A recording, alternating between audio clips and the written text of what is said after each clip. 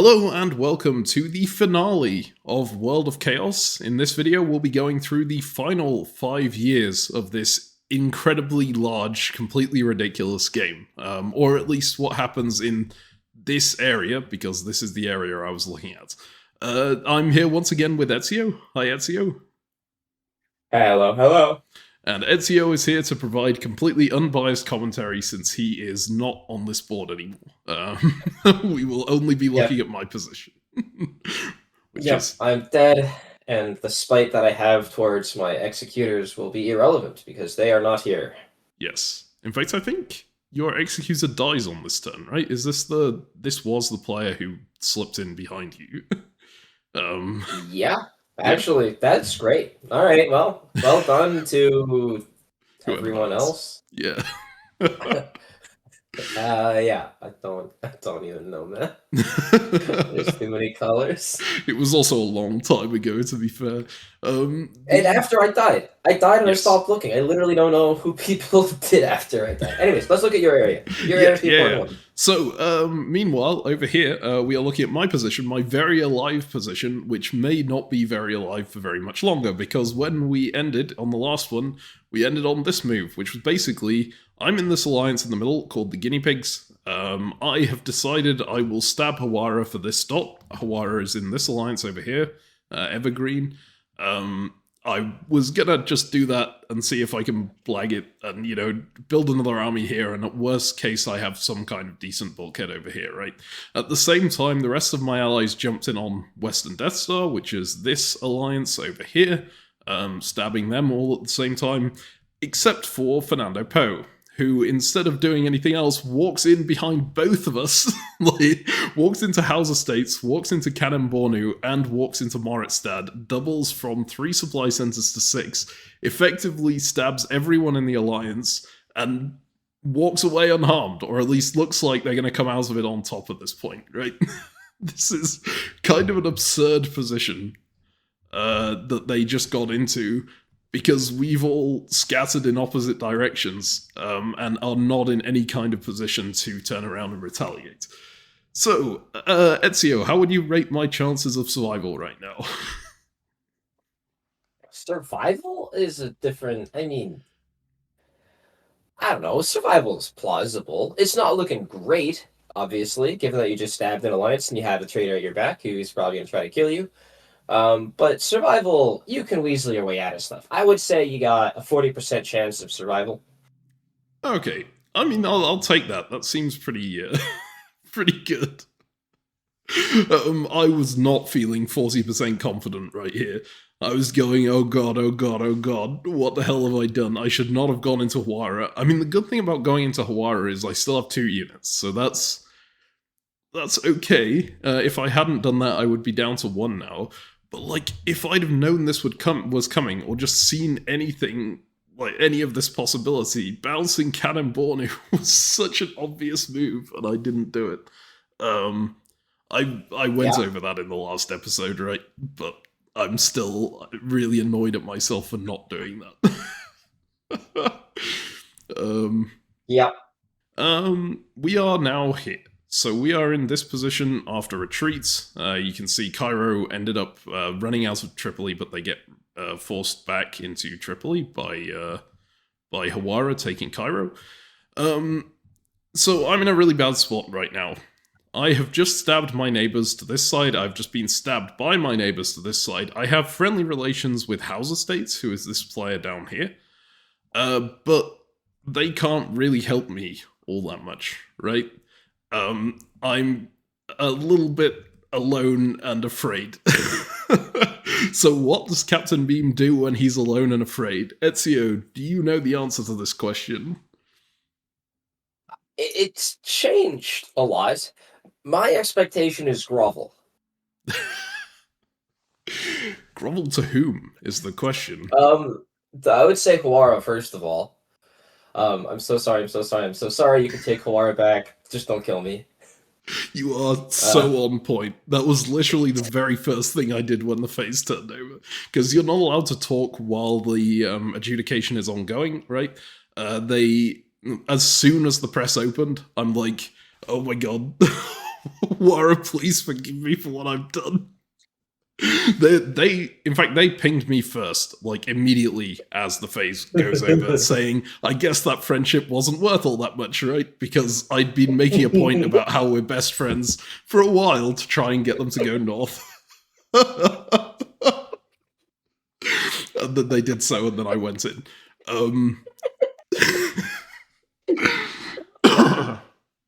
So, and to be clear, this is correct. Groveling is absolutely the optimal move in this context. mm-hmm.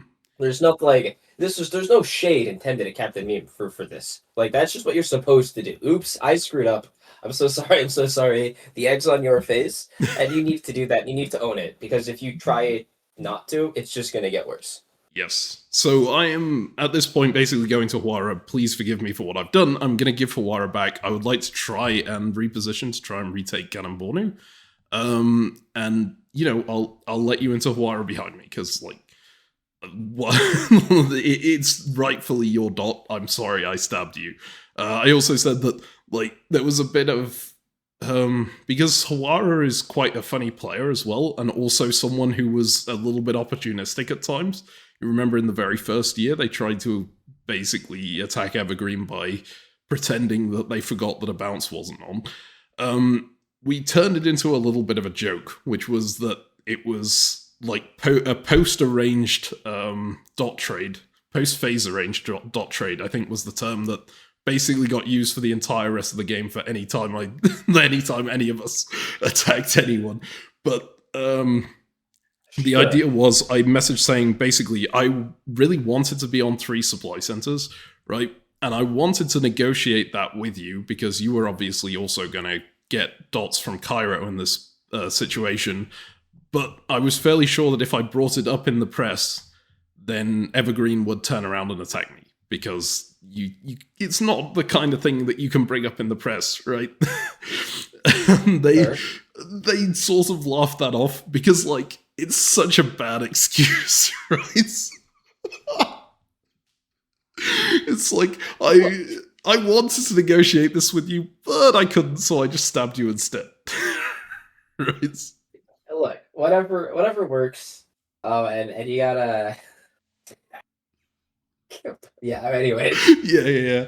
But we ended up laughing it off. Me and Hawara talked about it and actually got on fairly well after this, especially after I said to Hawara, I'm giving you Hawara back, because that was the main thing that they wanted out of this situation.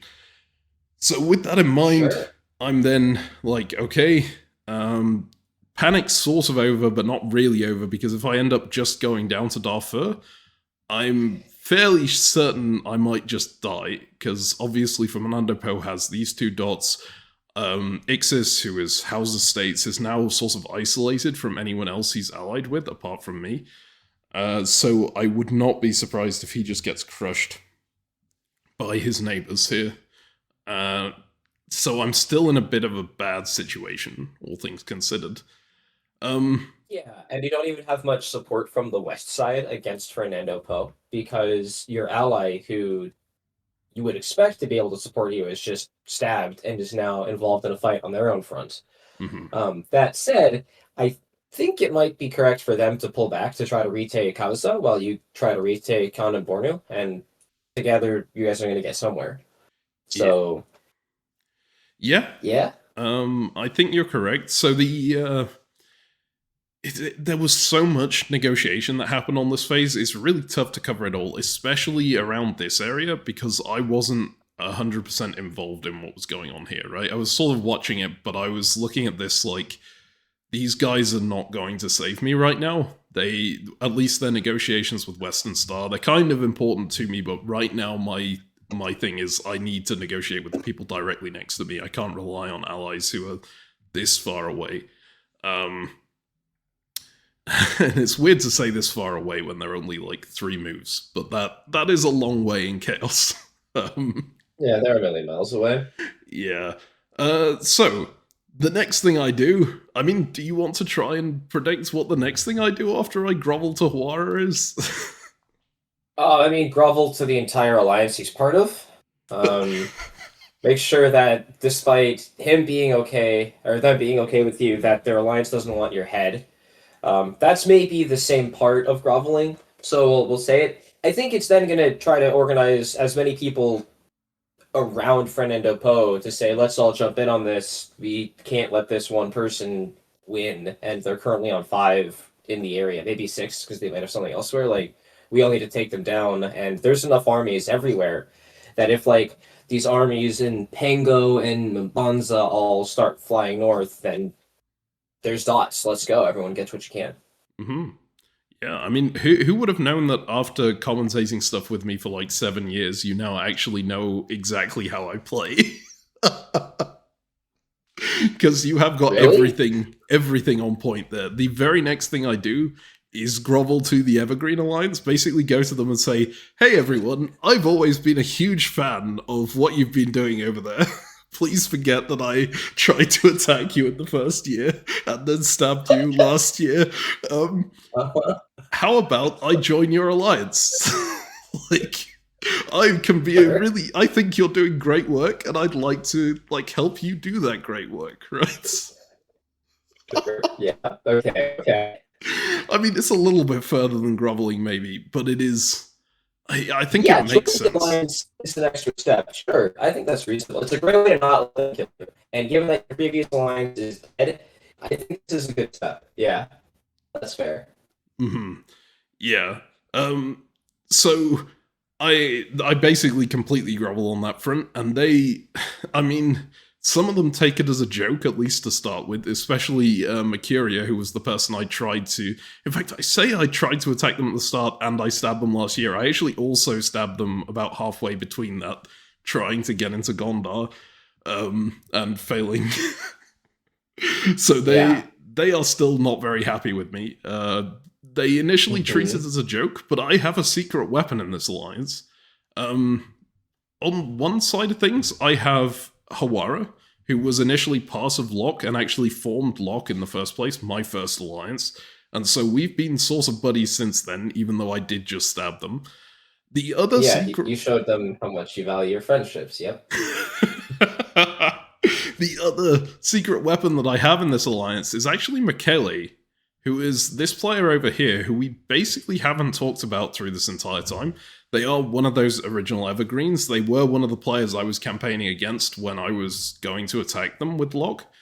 But they were also very close to me in the 7 dot game. They played as Steyr, who, if anyone hasn't watched the 7 dot commentary or you can't remember the individual province names, because that is completely fair, it was only like 2 provinces away from me, and they were inside my initial starting alliance, and they got stabbed and killed by someone else inside my starting alliance, who I later killed in retaliation, essentially. So they were actually pretty happy with me. Just in general, even when I went to attack them in the first year, a lot of the reasoning I gave was around how in 7 Doc I didn't make enough decisive moves as part of my alliance, and so my alliance sort of disintegrated and got attacked from outside and just wasn't able to stand up to anything. And of course, that really resonated with Michele because they were in that alliance and saw that happen. So they were like, okay, I really don't like the fact that you're attacking us, but this reasoning actually makes sense to me that you're giving. So we actually ended up having some good conversations through the game, and when I applied to join Evergreen, they were like my number one supporter. They put in a yes vote immediately for me to do that. I'm like, oh my god, thank We you. It's It's such a big deal having a like even one person who actually has your back and will support you in these types of things. Like having people who are lukewarm, who are receptive, is good, but having someone who will actually go to bat for you is such a big deal. yes, 100%. I don't know whether I'd have. Well, I mean, I might have been able to get in this alliance otherwise, but I don't know whether I would have. This was definitely a huge factor because a lot of the other players were treating it as a joke, but you notice that the only other players here, I mentioned Hawara is friendly with me. We've got Gondar, we've got Deborah Burhan, and we've got Warsongali are the people I need to convince. Warsongali isn't that involved in this situation. They only have fleets anyway, right? And these players do listen to their allies. Like, they are actually good allies, unlike me. So they do end up having a vote eventually and accepting me into the Evergreen Alliance. So I hop from... I would say hop from guinea pigs to the Evergreen, but really guinea pigs have shattered the moment Fernando Poe walked into everyone's dots. So it's hopping from no one's alliance into Evergreen within like the first hour of the next phase. I was in there. I think that part is also super important. When something like this happens to you, you have to be as fast as possible because so many people look for opportunities. And like, if someone else has already taken advantage of the situation and said, let's get a coalition together, let's go and take this person's dots, it becomes so much harder to make any kind of deal like this, right? I assume you're pretty familiar with that. Yeah. Yeah. Go fast. Get on the inside before people agree to how they're going to split you up. Mm-hmm. Yes. So if we then, I'm gonna go back to Emu's maps here. So this was the pre-Fernando's Poe stab. This was 1647, right? In fact, this might have been prior. Yeah, this was obviously prior to the full turn where we all attacked into Hawara and everything, right? You can see guinea pigs quite big on the map. Actually own a bit over here as well, right? The next map was made right at the start of the build phase, and you can see Fernando Poe is now their own faction, and I have already been marked as Evergreen. I did this as quickly as possible. I think it was even earlier than the build phase. It was in like retreats. In addition, the remaining guinea pig members who were over here have now joined the South American Alliance to ensure their own survival, right?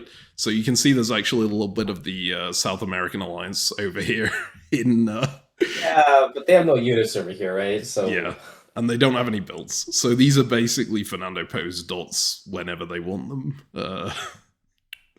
But yeah, no one else... You can see that no one else in the guinea pigs has acted as fast as I did. You can see that Ixis is over here in no alliance whatsoever, and you see this area on the map and you just go, oh, he's gonna die, right? This is just too tasty looking of an area. And the same kind of goes for Benji, who is the Sao Tome player over here, and Benin Vlad, who has become Nigeria, who is this player over here. They're all just looking like tasty dots right now. So I was really hoping they would get negotiating and get into other alliances themselves, because I did feel some level of, these guys were my allies. Especially House of States, who I saved from elimination a little bit earlier. But at the same time... Sorry, go on. They elected you their leader a couple times. They would have kept you their leader forever, so it's kind of all on you. Maybe you could have saved the alliance if you were still in charge. I mean, I was never in charge of guinea pigs. Locke, I got elected leader at the very start. And to be fair, House of States was in Locke, this player. So yeah, they did elect me the leader. But at the same time, I was looking at the situation going, I need to focus on myself. I can't go to this alliance and say, hey, can you accept me and House of States? Because I think... Definitely. Yeah, that puts them in opposition to the Congo line. It's already a little bit of a stretch that they're inviting me into their alliance. I don't think I can put extra conditions on that. No, you can't. When you're groveling, when you're showing up hat in hands, you need them to... Yeah. Mm-hmm. Yeah. It's like an every person for themselves kind of situation. You're like, you go and shake the hand of the other person, just go, best of luck, man. We're all going to wherever it takes us, right? Yeah, slap each other on the back. We run for your lives. Mm-hmm. Yes. And they do try and accomplish that. So initially, House of States, I think, gets into conversations with the Congo line about joining the Congo line in return for giving up Bonyoro to them, which I think is a pretty good deal on House of States' part, as in, for House of States, because otherwise they're probably going to lose everything, right? But the idea being that they would then be able to attack Fernando Po as hard as possible. Benin, he goes to Western Death Star and basically grovels in the same way that I did, right? And goes, I'm sorry for what I did. Can I turn around and attack Fernando Po with you? He's mainly negotiating with Tasnica and so Mali and Ouagadougou here.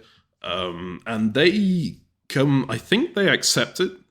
And basically say, yes, you can turn around and do that stuff. We may take centers back off you as you advance here. But that seems like a fine deal for him as well, because otherwise he's going to get squashed between the two of them, right? Yeah, I mean, survival is huge. And if he offers to support Ouagadougou into House Estates, for example, then that accomplishes the objective of dealing with Fernando Po and also staying alive and helping out. So, yes. Yeah. Yeah. I think there were a few negotiations back and forth between Nigeria in particular, but you can check out his video if you want to see them, because I wasn't paying a huge amount of attention to other people at that point. I was just trying to ensure my own survival. But the main thing is, at this stage, Fernando Po is looking at the situation going, this is maybe not so good. Because everyone around them is jumping into alliances on the basis that they attack Fernando Po. Right?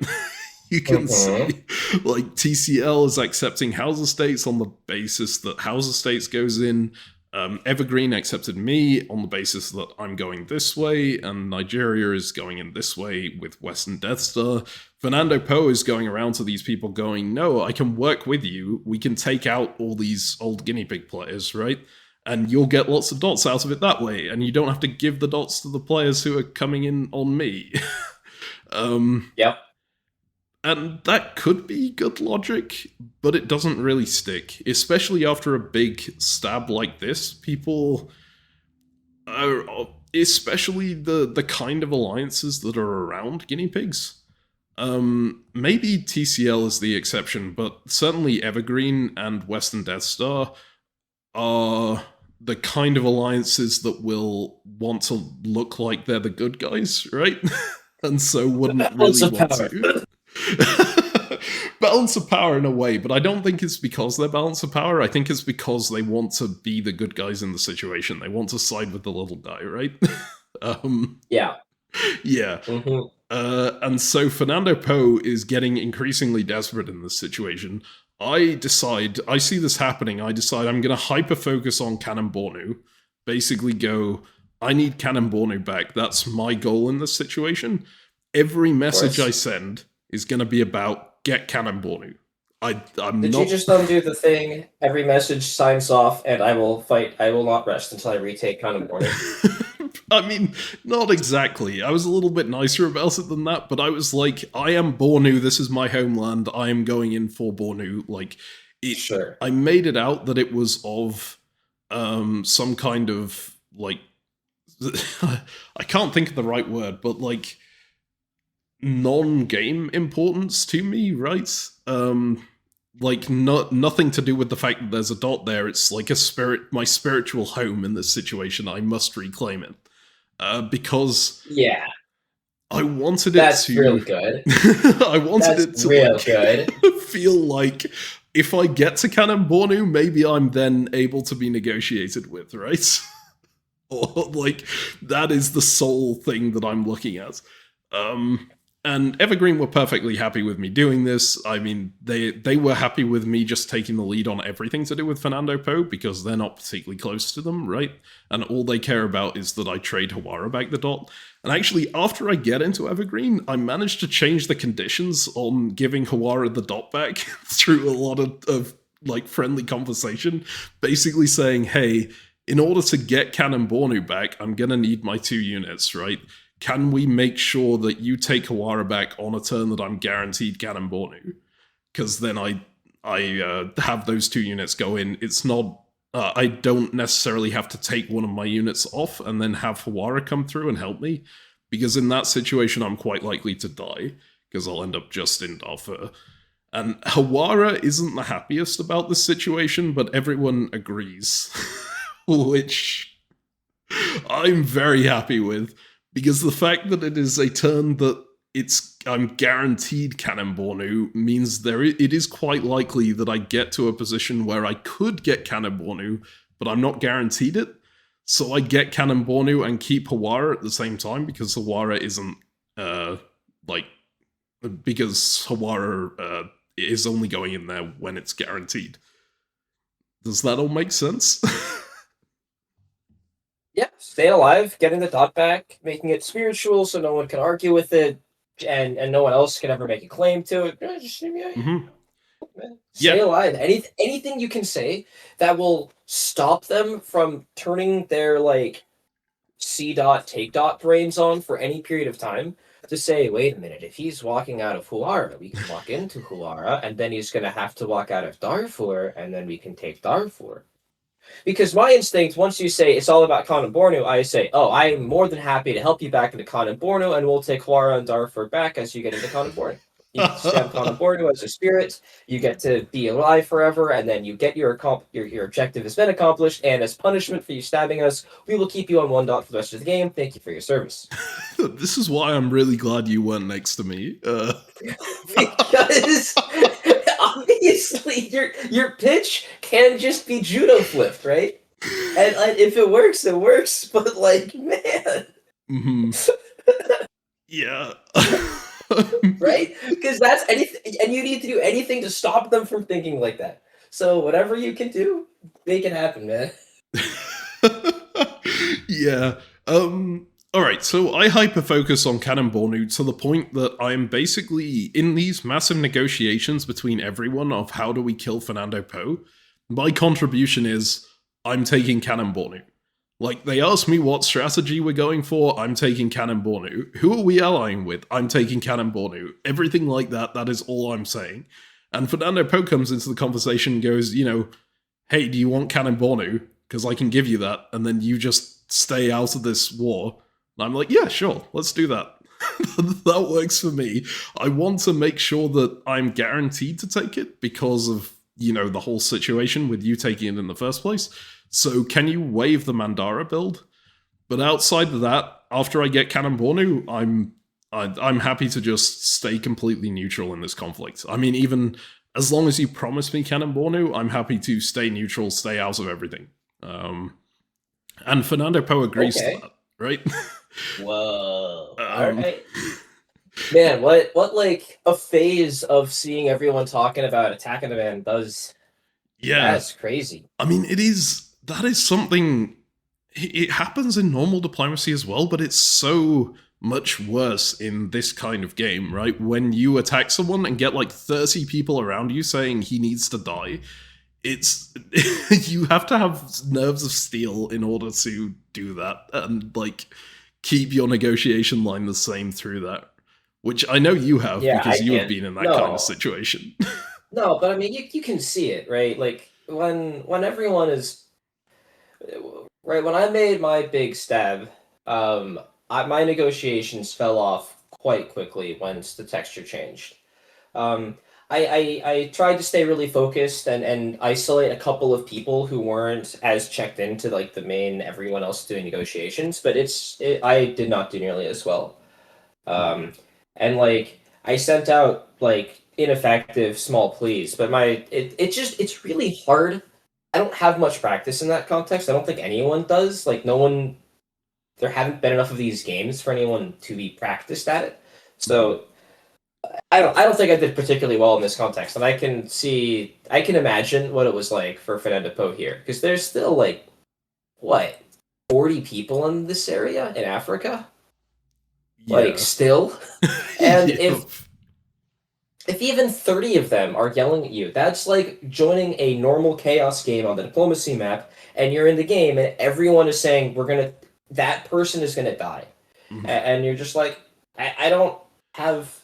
You can't fight that. It's like the units. He's got 5 units or 6, 5 right in the area. One over he there, builds with all 3. Yeah, but that one's irrelevant, right? He's gonna have 5 units in here, and there's gonna be 20. And I don't know. This position, maybe it's early enough. Maybe you can hope that other people go crazy. Like you did just stab Evergreen. Maybe you can sow the seeds to Evergreen to be like, hey, you should punish Captain Me more, and like that's I think a good pitch. And then if you can like keep the Congo line distracted for a little bit, maybe you can get Congo line and Evergreen to get into a fight over who's taking specific dots and stuff. But it's so hard. Yeah. It absolutely is. And also, like, on top of this, you've got to remember that Fernando Poe wasn't, or at least didn't feel like a stabby player inside an alliance, right? They felt like the most alliance focused player inside Guinea Pigs. Everyone else was sort of very opportunistic, and they just didn't like the opportunism. One of the things they tried to point to as soon as they stabbed was, hey, Nigeria killed Agadez earlier under clearly false pretenses, right? And we all just let it happen. That's ridiculous. Why do I have to stay in an alliance with that person? I think Fernando Poe went into this stab thinking that they would be the hero of Africa for doing it. For like blowing up the guinea pigs and getting rid of this alliance that was clearly the evil alliance in Africa. And maybe the like sudden switch of expectations to reality, right? Of I'm gonna work with everyone to kill all these people who have stabbed all these different alliances at various points, and then they try and do that, and then all those other alliances suddenly accept these people into their alliance and go for you instead. It's such a change, and they definitely got scared as a result of it.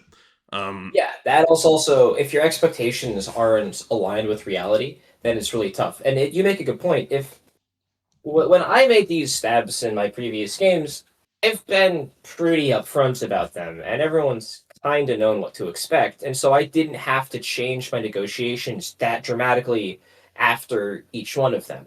Um, where it was like, yeah, this is me we're talking about. If when your entire game has been this alliance, I'm going to be super friendly to everyone. I'm in it because of this alliance, and we're going to try to win together or whatever. We're going to beat the bad guys, and then you do this move. Everyone is going to have a hard time buying it. Yeah.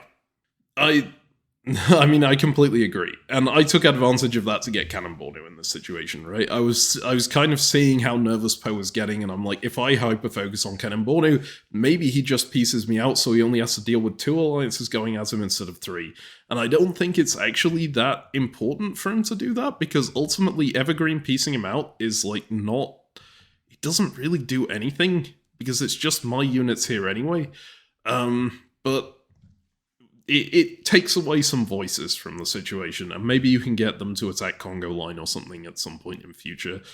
The problem from this position was that I was really hoping, yeah, I get him to wave Mandara here, I get him to give me Kanem-Bornu, I'm really happy with that situation, and then he focuses on other alliances. Of course, TCL see this negotiation that I have about Kanem-Bornu and start going, hey, Fernando Poe, all we want is Mandara. You just give us Mandara and we'll peace out as well. And then he's like, yeah, sure, that works for me. And suddenly Western Death Star go, hey, you know what? If you just wave all 3 of your builds, we'll take a dot as well, and then we're all getting 1 dot out of the situation. We leave you alive on 3, and you can do whatever you like from there, right? And Fernando Poe goes, yeah, okay, sure, that's my way out of this situation. I'll just wave all my builds, give everyone a dot, and then see where things go from here. This is still great for you. Yeah, well, for me, you're saying. Yeah. Do you want you're in great shape now. Mm-hmm. I mean, I was pretty happy with the lack of builds. Yeah, right? if he waves everything, and if you get back Kanem-Bornu, you're gonna move Hawara back into Darfur, so you're gonna be in Darfur and Kanem-Bornu, and then your ally back is gonna be in Agadez, right? And is gonna be set up. And if Fernando Poe is down to 3 dots, the 2 of you are gonna have 4 units together that are gonna be able to beat him, and then maybe you can talk to Benji and Sao Tome and do something else. But like, you just Fernando Poe, by agreeing to give away everything, or 3 dots, is now weaker than you.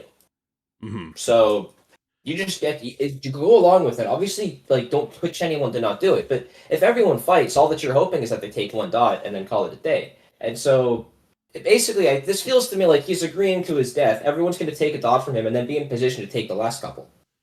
So yeah, I mean, Yeah. I agree. I didn't say anything against this. I was like happy for this to go forward, but I would have been happier if he had stayed at war with TCL and Western Death Star and like just given me my dot, because then I can hopefully take advantage of whatever's chaos is going on here afterwards, right? I feel like 2 units here is very well positioned to take advantage of stuff going on elsewhere around.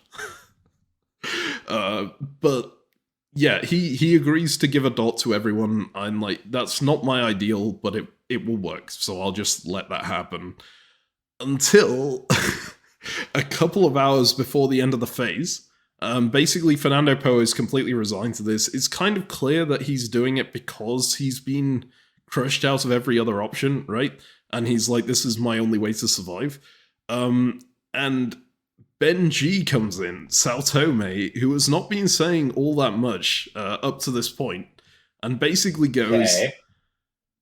look, guys, guinea pigs in general, screw this, right?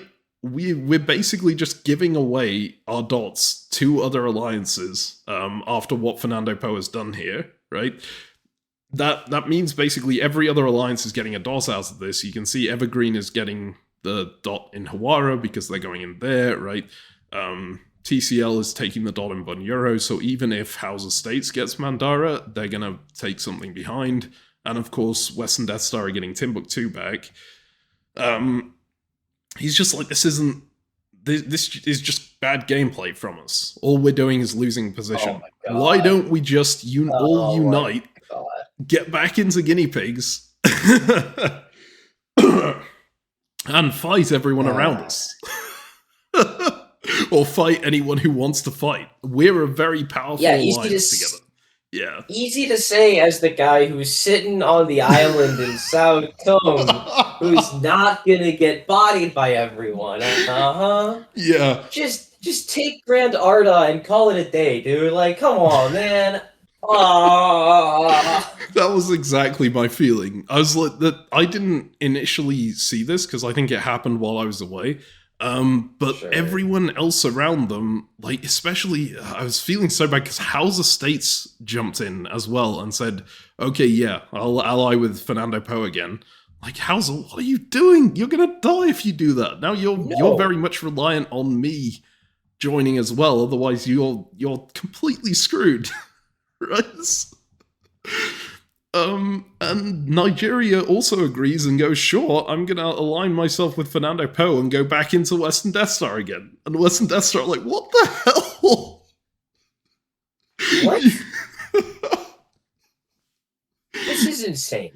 It absolutely is. And like, I think it was absolutely insane for these people to agree to, but Benji came in with like such a passion that he convinced people to say they were in. And the moment they say they were in, all the alliances they were going to side with just go, what the hell are you doing? Screw you. And then the option is off the table for them, right? Nigeria can't rejoin Western Death Star after saying, yeah, I pledge myself to Fernando Po. And neither can Hauser join TCL. And I come back a little bit later and look at this and go, what the hell are you lot doing? And they're all asking me, going, hey, are you joining? We're doing like a great revival of the guinea pigs. This is going to be the best alliance ever. I'm like, no way in hell. I want Kanem-Bornu. I am part of Evergreen now. Screw this. So thankfully Evergreen are like, yeah, good. Well done, me. You're our ally. You're staying our ally. So I'm still part of Evergreen here, but guinea pigs reform. They like reform in all this area, and this means that Fernando Po has the confidence to build 3 units. And I was just sitting there with my head in my hands going, I got him to agree to wave. I got him to agree to the wave, and then you come in and do this, and now I can't take Kanem-Bornu back. Oh my god. And are you going to be able to pitch to these other guys that they actually need to, that they can't fight? Yeah, that's the question, Like, isn't it? because if Fernando Po goes from having no allies, right, all, like, of these neighbors, right, 3 of them have been flipped from going to take his dots to supporting him. And as a result, other neighbors of them are now going to fight. Like, Benji's pitch, to be clear, it's a reasonable pitch from a, like, if I'm just thinking about the alliance as a whole, like if it's one unit, it is correct. This alliance should not fight itself and should instead fight other people. And wouldn't it be great if we can all just fight other people? The problem is that the individuals of these alliances don't want that to happen. If Fernando Poe didn't go for the stab, you guys would be in position to continue doing what Benji suggested, working together, pushing outwards, crushing. But the alliance isn't real anymore. It's not a single entity now, and all of the individuals need to go and collapse. So this seems to me like Benji is trying to just get dots for himself, and I don't know how he's going to get that, but the pitch doesn't make sense to me. Yeah. I mean, it didn't make sense to me either. Now that I'm actually thinking about it, I think that there was at least some discussion of Fernando Poe building a fleet and going off, like getting exiled out at one point, which maybe makes this make a bit more sense, because he convinces Fernando Poe to obviously not put down any fleets. But I don't know if that was ever a serious suggestion. I don't know if it was just him ideologically wanting guinea pigs to come back or anything like that, right? It's why ever it happened, it was horrible for me. I was like, this has ruined everything I did this phase. Yeah. Thankfully not everything I did, because I am still in Evergreen, so I'm not going to get killed by Evergreen, most likely. But, like, Darfur is under threat from Fernando Poe and House Estates now. House Estates still likes me, so hopefully they wouldn't support a move to Darfur. But I'm under so much threat at this point. I'm just... oh, God. But, thankfully, I had negotiated on the basis that I'm getting Kanem-Bornu, and that was it. And so Evergreen had decided we're neutral in this conflict, right? Even when when they decided to waive all their builds, all of our negotiation from the Evergreen front was basically, we get Kanem-Bornu, we stay neutral. That is everything that we want in exchange for this. And because the guinea pigs is now made up of people who were friends with me, who were my allies because they are in guinea pigs, everyone around Fernando Poe tells Fernando Poe, you should probably give Kanem-Bornu back to Meme so that Evergreen is still happy to stay neutral and we can focus on other directions. I'm like, oh, thank God. Because Fernando Poe agrees to do it anyway. I'm not sure that it's correct for Fernando Poe to agree to do it in this situation, but given he's back in the alliance with all these other people who are telling him to do it, maybe it's right. And, like, from my perspective, I'm over the moon that he still agreed to do it. I was not expecting that. Obviously, when he builds 3, like, what? Okay. Yeah, sure. Yeah. Hey, look, man, we don't look a gift off in the mouth. Mm-hmm.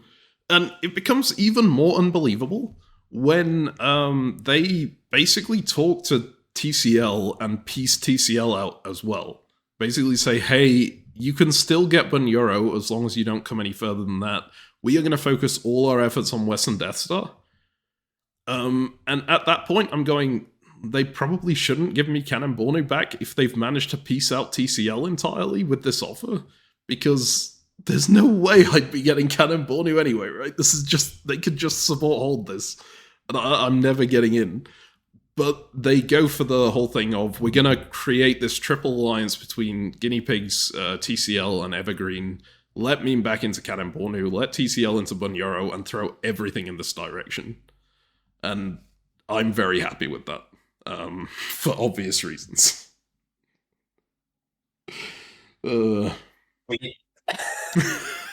Yeah, I mean, sweet. It's absolutely ludicrous, but it works. So if we just... I'm gonna go ahead and skip straight to moves here.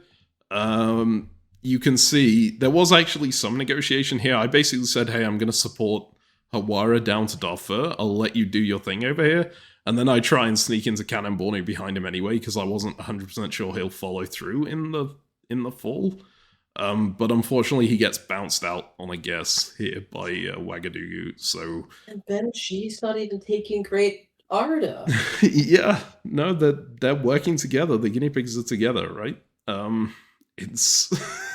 it's so... I mean, it would be frustrating if it hadn't been solved, thankfully, by me getting Kanem-Bornu anyway. I mean, it's not really been solved because I'll still have like, so many guinea pig neighbors here, and I'm part of an alliance that can't really help me very much. But it is what it is. At least I'm getting Kanem-Bornu, hopefully. And I just, why do people think that Fernando Po isn't going to do this again?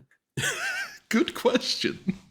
I don't think they are. I think like Ben's pitch basically made the guinea pigs into Fernando Po and Fernando Po's vassals. And I don't know if they called themselves that or like thought of themselves as that as immediately, but they certainly felt like that immediately, right? You look at the situation, you go, Fernando Po can take these dots whenever they are taking a dot. They're getting the dot. They're on 6 dots already. Why are they getting this dot? Yeah. Yeah, I mean, hey. Sorry, go on.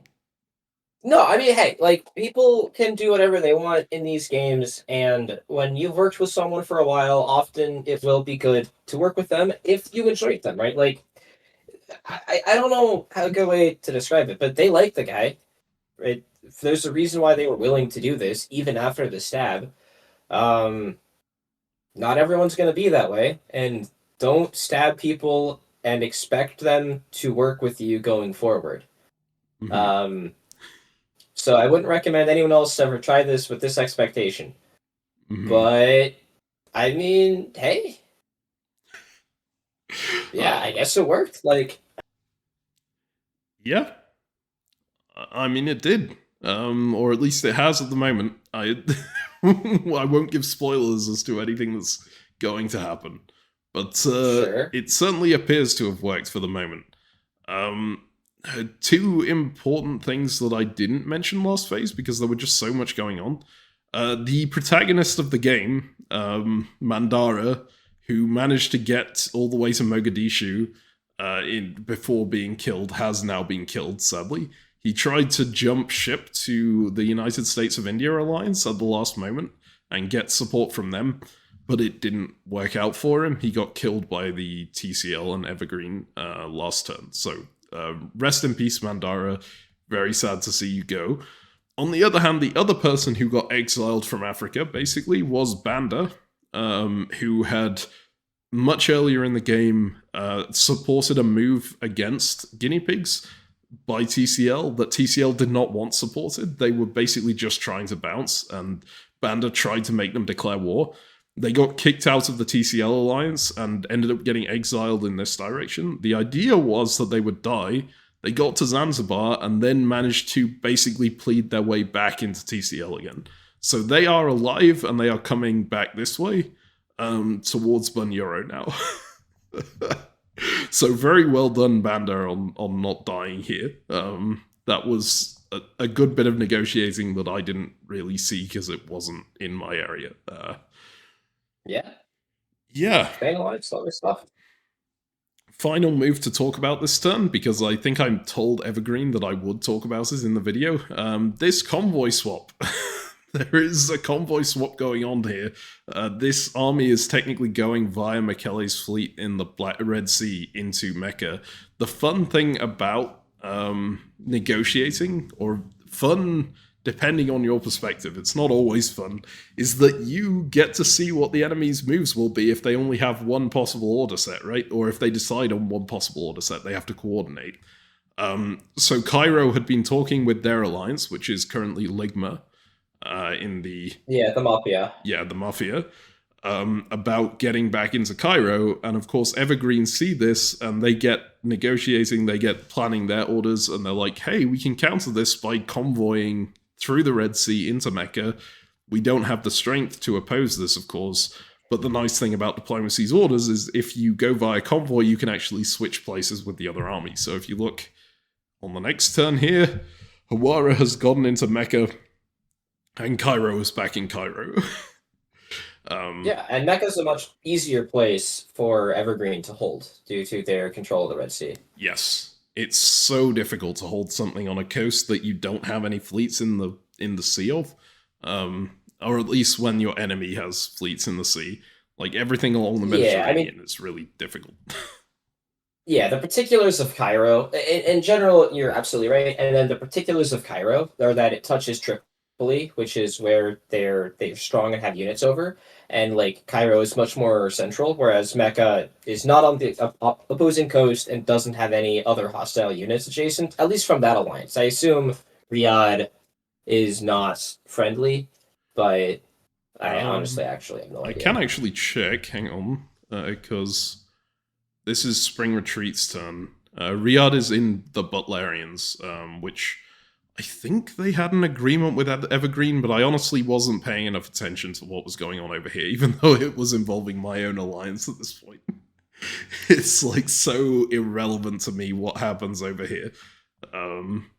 But yeah, there's Butlerians, there's Ligma, and there's Evergreen all fighting over this area, basically.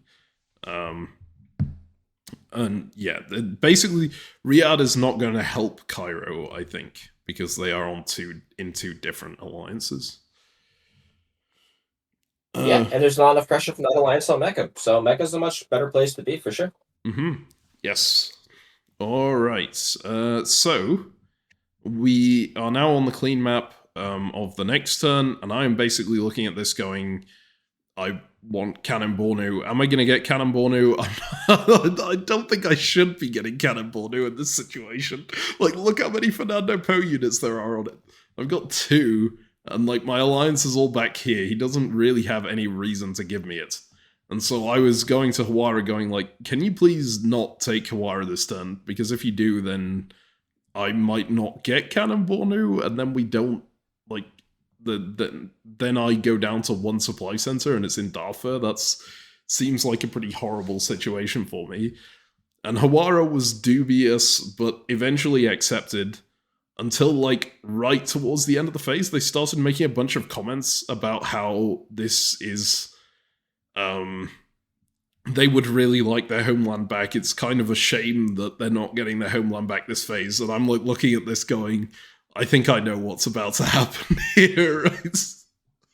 I mean, it's still before the phase ends, so it's not a post-phase negotiated trade, right? Yes, yeah. But it's basically, it's basically them laying the groundwork for them taking Hawara so that they can point back at it after the phase and go, look, I told you all I really wanted Hawara back, and it was part of my deal with Meme, right?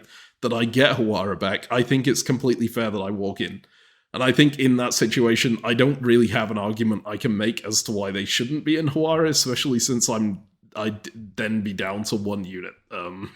So I have 2 options here. I can either bounce them out of Hawara if I think they're going there, which shows that I don't trust Evergreen, especially if they don't actually go into Hawara, and I just walk back in, right? And then I have no chance of taking Kanem-Bornu unless Fernando Po walks out. Or I can just go for Kanem-Bornu anyway and really hope that they leave me Hawara. I'm curious what you would do in that situation.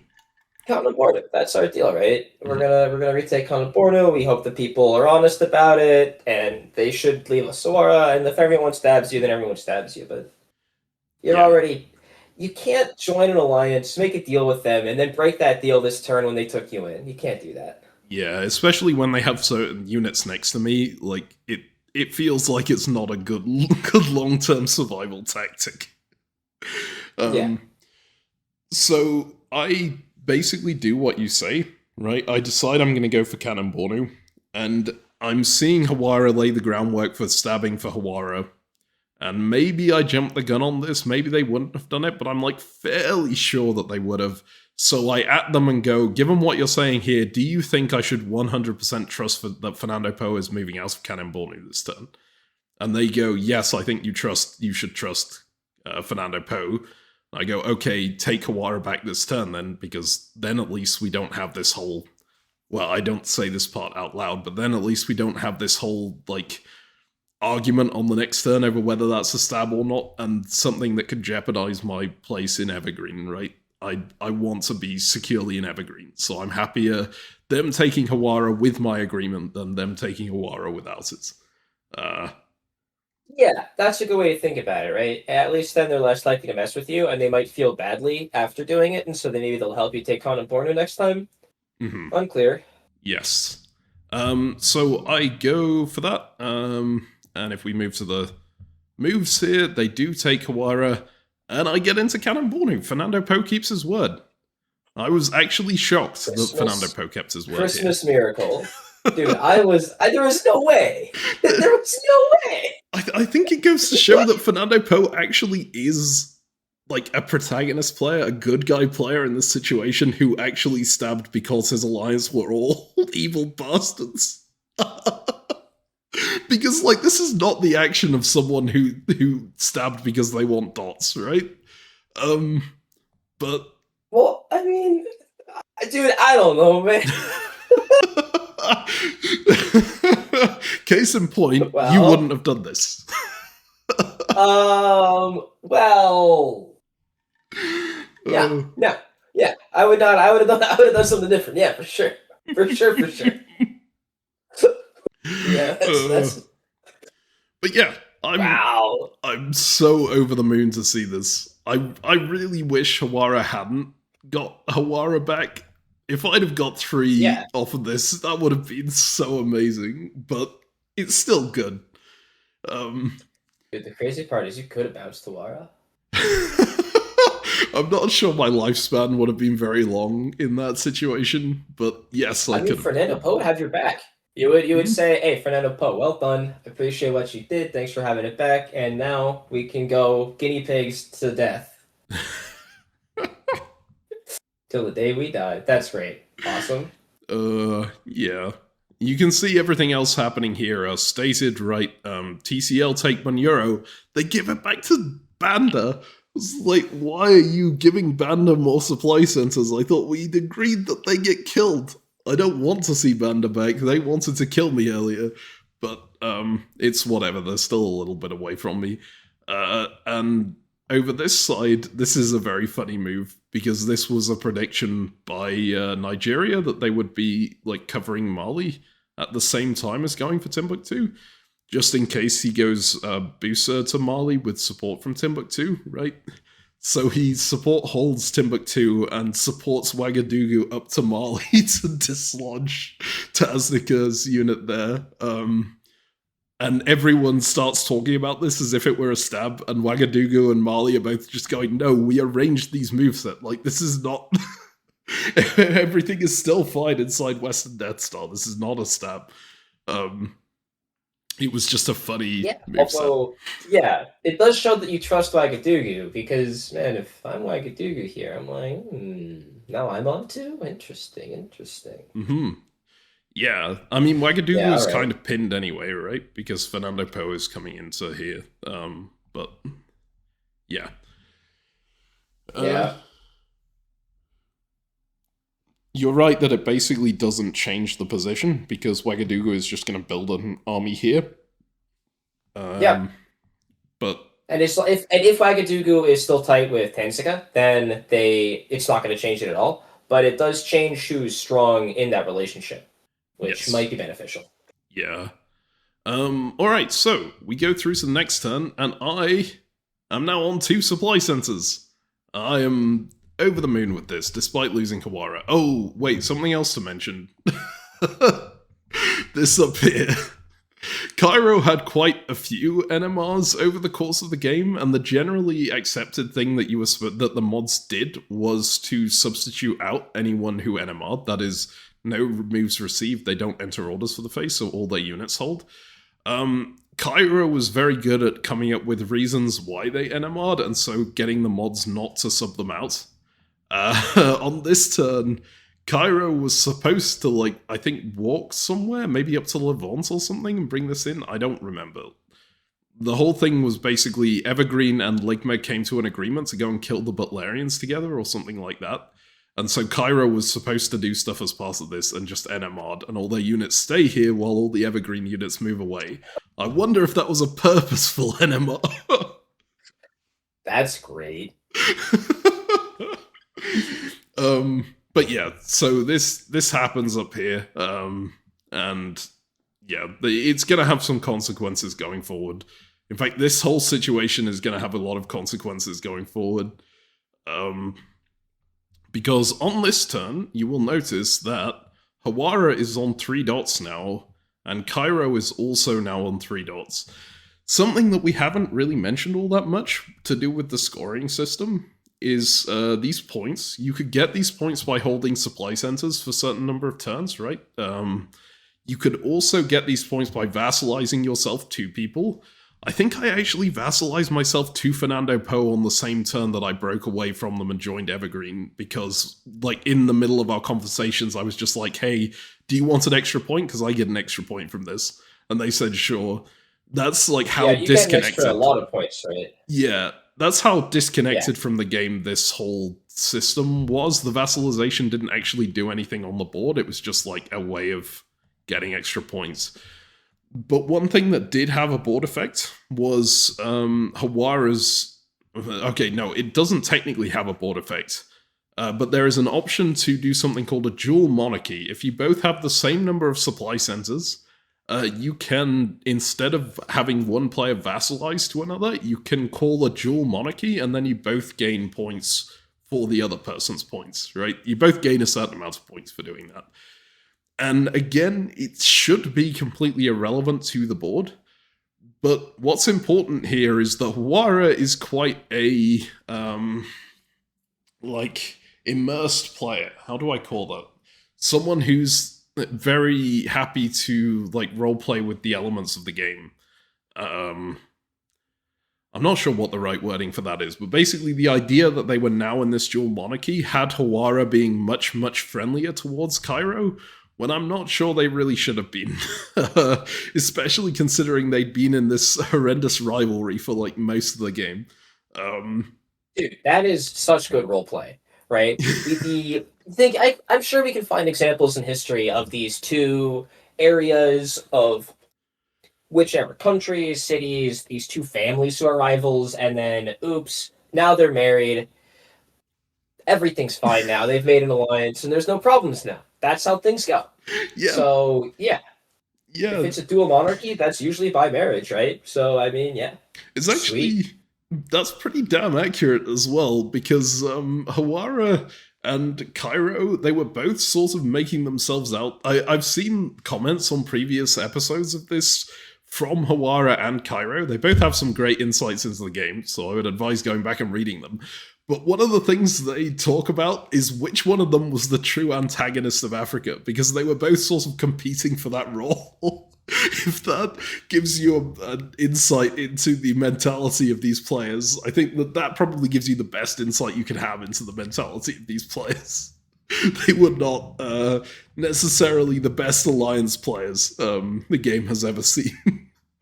But at some point, that also makes for a perfect dual monarchy, right? You have these two kingdoms that are rivaling each other for being the worst. And then suddenly they link up and everyone's like, no. Hell yeah.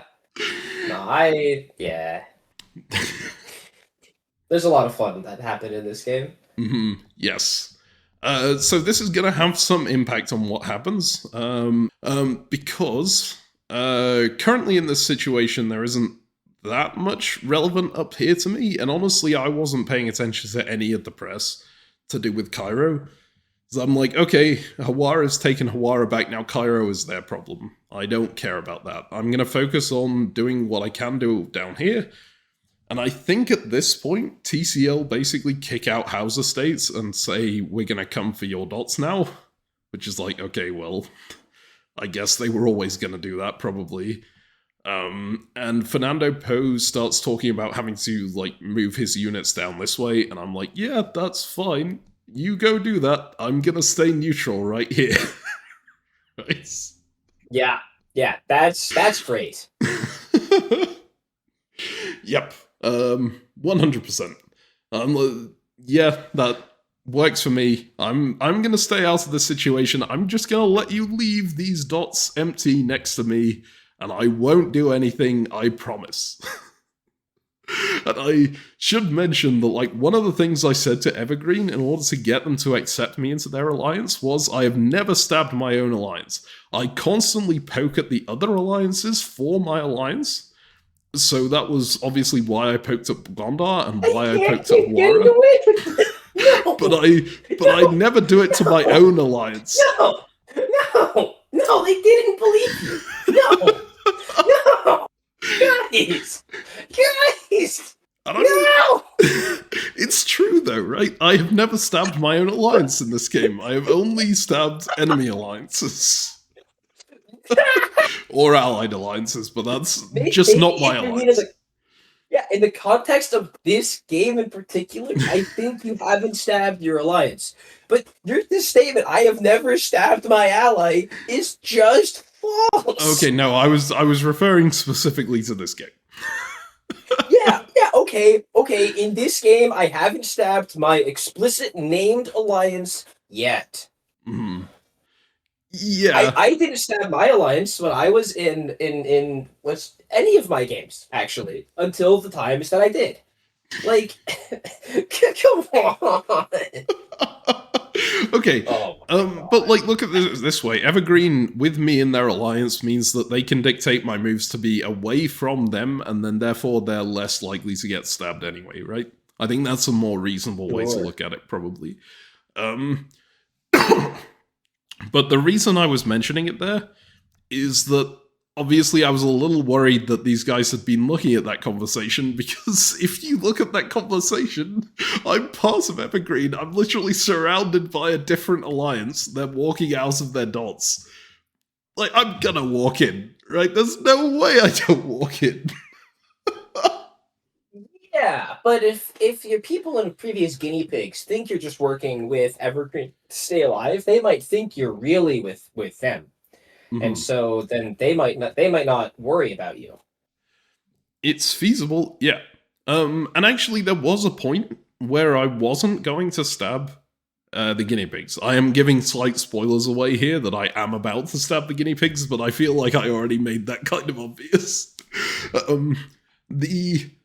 There was a point at which Fernando Po got so frustrated with the fact that TCL had turned on him that he was basically like, hey, meme, I'm going to give you Mandara, you can be my buffer, like Evergreen can have a buffer this way, and then TCL can't go through you, so they can't get to me, right? Which is also like, poor Hauser State. He's just going to be left to die. But also, I was just like, yeah, sure, that works for me. I'm going to take the dot. That's fine by me. And TCL go to me and they say, hey, we'll give you Mandara anyway if we go through this way. And I was going to say yes to that, but I actually prefer to be given Mandara earlier, so I was going to Fernando Po going, yeah, I'll take Mandara. And TCL eventually go, okay, look, we'll just go around the coast. We're fine with you going into Mandara as long as you don't block our way through Loango and like stop us from getting in this way. I was like, yeah, that's a deal that works for everyone, right? And Fernando Po got really frustrated by the fact that I agreed to that and basically stopped offering me Mandara. So I was like, oh. But, I mean, I guess it's fair. But this is so weird to me. You're just like, hey, look, Fernando Po, you offered me Mandara, I'm going to take Mandara, and that's the deal that we had, and I'm not going to let them take it. That's my job. And then we'll get there when we get there. Like, I don't know, man. Mm-hmm. I think it genuinely would have been in his interest to keep that deal, because TCL not going through Mandara actually really limits their options for attacking Fernando Po. It's so hard to attack through this tiny sliver of land, especially if you don't have support from this player. But I think the reason that Fernando Po dropped it here was that they only offered it in the first place to try and get TCL off their back, to basically say, hey, if you're going to do this, I'm going to throw my dots the other direction. And the fact that TCL managed to take that and kind of warp it and say, okay, we're going to attack you anyway, you do that, meant that Fernando Po's bluff got called, basically, and they dropped it. But if they had kept that offer on the table, I think I would have taken Mandara, because it's a dot I can get without annoying anyone, right? Where everyone said, yeah, you're fine to get that. Yeah, those are the great dots. Those are the best dots. Yeah. Absolutely. Instead, then, I'm looking at this situation going, okay, well, I still want a dot, and I'm fairly certain they're going to cover stuff in the fall, so I want to walk in the spring, if I have the opportunity to. Which dot is most likely to be empty? Well, Fernando Po is supposed to be moving down this way, but they might get bounced by the TCL. Whereas Nigeria is stuck on this line over here, right? And I'm fairly sure that Nigeria expects me to dot them. They know what an opportunistic player I am, but I think they expect me to dot they expect me to dot them in fall because they have 2 units on Agadez. They can just push me straight back out again if they want to, right? But my thinking was, if I manage to get into Agadez, I can ask Western Death Star to basically tap these 2 units and stop them from being able to retake it. I still have very good relations, especially with Tasnica and Western Death Star, so I'm really happy with the situation. Also, I think Ouagadougou accidentally waved here, which was a huge problem for them, but that's not entirely relevant to me. So I was like, okay, I'm gonna hop into Agadez. Pretty relevant to you. Okay, yes, it is. But it doesn't become that relevant in my press. You can see that I move into Agadez and move into Kanem-Bornu, and I'm just like, YOLO, screw it. I'm going to go here and hope that I'll be able to hold this. And you can see from the moves, this is actually incredible. Because... Dude, this is sick. Yeah, it's so good, because Fernando Po manages to move into Loango, actually guarantees his move into Loango, moves House Estates away, so there's no unit adjacent to Agadez for him, and Nigeria pushes Timbuktu into Mali, while Mali comes into Timbuktu, so I'm now adjacent to my ally on this front, right? I say adjacent to my ally, adjacent to my friend here, and I have nothing adjacent to me that can take stuff. Kanem-Bornu is only adjacent to Mandara for Fernando Po. They can tap it, but they can't take it. And the only guinea pig unit adjacent to Agadez is Busa. So they also can't take Agadez back. And Nigeria just basically does a verbal sigh in the chat after this and is like, I knew you were going to stab me. I just thought it was going to be in fall. And I was like, yeah, I know you did. That's why I did it in spring. Yeah, I was not expecting the spring move. It's so good though. Like, it's incredible. This is excellent. This is really strong. I love this situation. We can go to the clean map to show just how strong it is. Like, just look at that. It's beautiful. Especially because of these impassable zones, it's kind of against the wall, so they can't get any support from the back necessarily. Unless they get, like, Cairo to come down to Hogar and help them, and even then, it's not really enough right now. Yeah. Is Evergreen going to take Darfur from you? So I think Kawara suggested it. I don't think I agreed to it. And I also have the advantage of, like, still being very good friends with House Estates, even doing this. Remember, I saved House Estates' life earlier in the game, so I don't think they're likely to support anyone into Darfur. And Fernando Po is facing an existential threat from down here, so as long as I can arrange a bounce over this, I'm fairly certain they're not going to take it. But yeah, Evergreen don't demand it at all, which is really nice. I am over the moon with this position, and I'm just looking at this and going, yes, I'm back in the game. I just lock in a rock-solid alliance with Tasnica, and I think I'm dead set on actually doing well in Central Africa. It's such a turnaround from 2 phases earlier. Yeah, seriously. Nice. Like, very well played. Yeah. There's absolutely nothing that could go wrong here, right? Nothing. Nothing. Okay, we need to look at the moves on the previous turn again. Well, look what happens up here again. Cairo NMRs.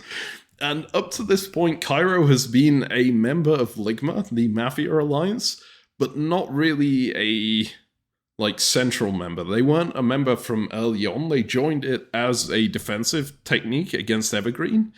And then the Mafia boss keeps asking them to do stuff, and they keep failing to do it because they NMR. And I don't know about general Mafias, but I don't think it's a good idea to just tell them you'll do something and then not actually do it. Is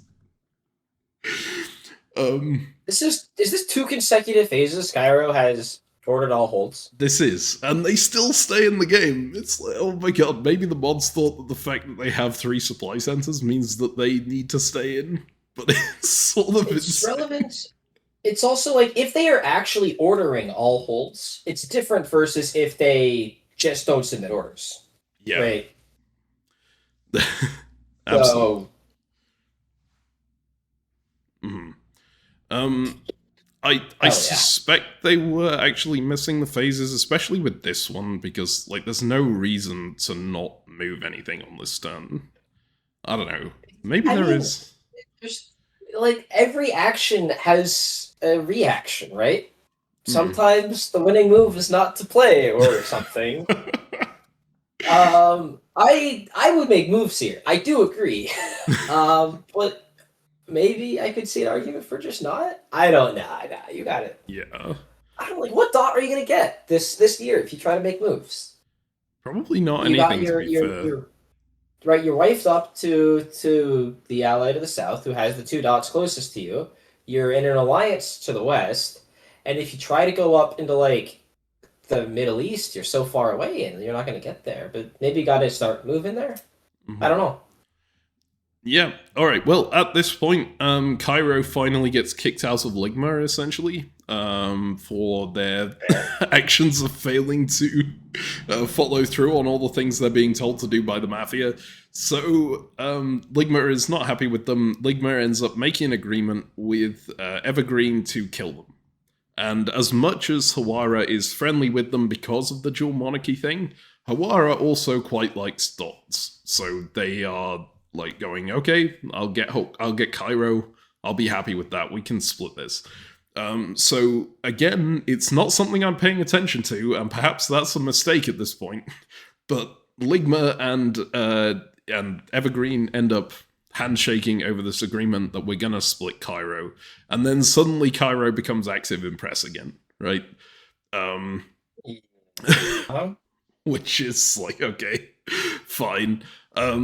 It's all completely irrelevant to my situation, except if you remember much, much earlier in the game, Nigeria, this player I've just walked into the dot of, killed Agadez not at the request of Ligma, but basically to help the Mafia. Or at least they made out that it was to help the Mafia, because Agadez had been having this argument with the Mafia player. They walk into the dot on this side at the same time as the Mafia take Tripoli. He makes a whole slideshow on how this is because we need to be best friends with Ligma and all this. And the Don, the head of the Mafia, who is in Sardinia, ends up congratulating him and basically saying, you have a friend in me whenever you need it from this point on. Which was something I didn't pay any attention to because, like, Sardinia is one province here with one fleet. How much of an impact are they ever going to have on, like, this player down here? But as soon as this happens, Nigeria sends out the bat signal for the Mafia. I don't know what the standard bat signal for Mafia is. Maybe you know more about the Mafia than me. What do you like if you need the help of a Mafia boss? How do you get the help of a Mafia boss? Well, I mean, is there like an equivalent of the beacons of Gondor or whatever it is for signaling the Mafia to come to your aid? Because that's what I don't know. I thought you knew more about the Mafia than me, based on our previous conversations. Yeah, because I have seen dumb movies. I don't Jesus. I don't know. I'm gonna ask this question to the internet. How do you signal to the Mafia that you need help? I think you just got put on the list. Yeah. How do you get in touch with the local Mafia? Quora. I bet this isn't AI.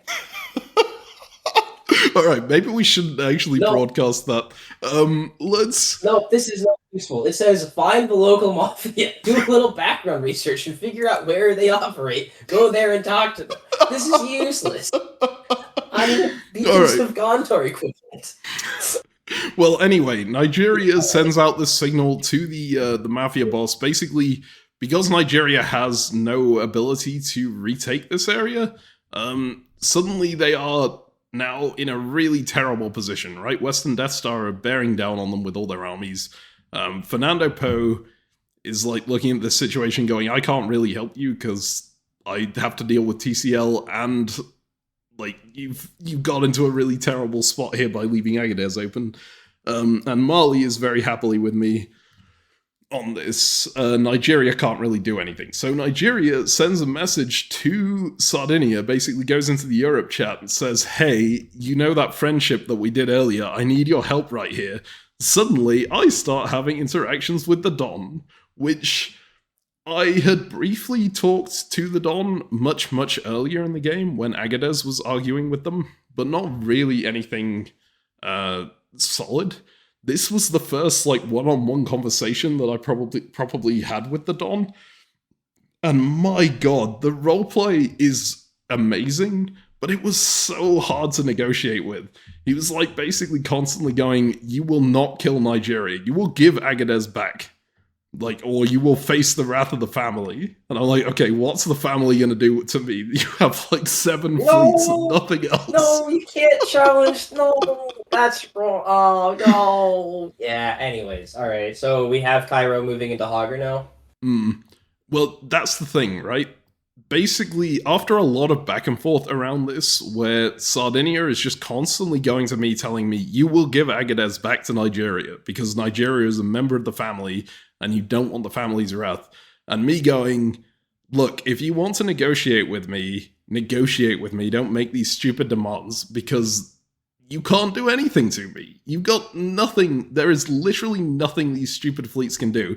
If you want him to survive, then tell me a good reason why I should let him live. And eventually, like, yeah. Yeah, I would have gone for the, how recently has he been a member of the family?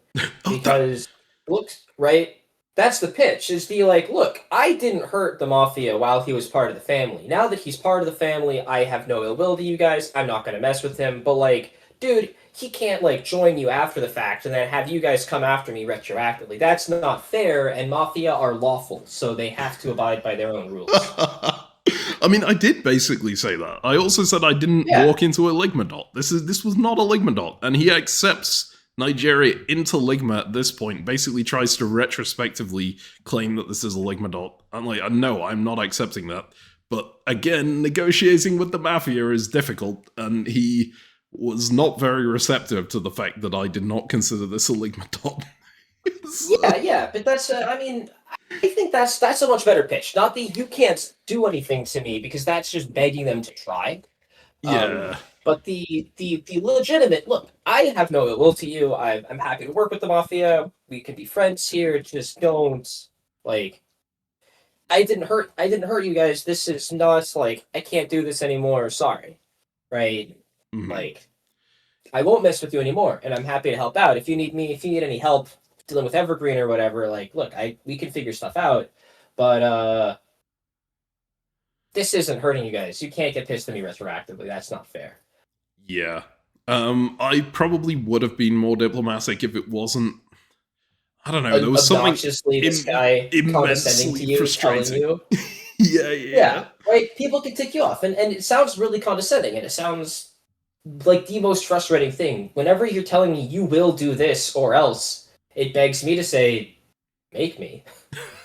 Like, yeah, no, it's not good. But as always, right, even when people try to piss you off in diplomacy, if you're trying to do well, you don't let them piss you off, and then you respond better. Yes. Obviously, we're human, and I suck at this. You're much better at this than me. Usually. So not right now. I'm not seeing the Mafia condescend to me, right? I'm just hearing it after the fact. I'm sure if I was in game, I'd feel differently. Like, when I was in games with people telling me that I was supposed to make moves, I always basically told them no. and like people got pissed at me. So I don't think I could have handled it better. But in the retrospective, this is the advantage of looking at a game after the fact. Is then you get separated from the emotions at the time, and you can think about it. And it's like, yeah, this was a better line to take, and then you just get better at applying that in person. Yeah. Now, of course, the problem is the Mafia can't do anything to me, but they have this deal to split Cairo with Evergreen, who are my alliance. And so, of course, the thing that the Don does, the only thing that the Don can do to me, is go, all right, I'm going to call off the Cairo deal then. Like, you guys are not getting any Cairo dots. There's nothing going to Evergreen. We're going to bring Cairo back into the alliance again, despite all the NMRs. Prop them up in Cairo and stop you guys from getting through. And my alliance are like, what the hell are you doing, meme? We had this whole thing planned out.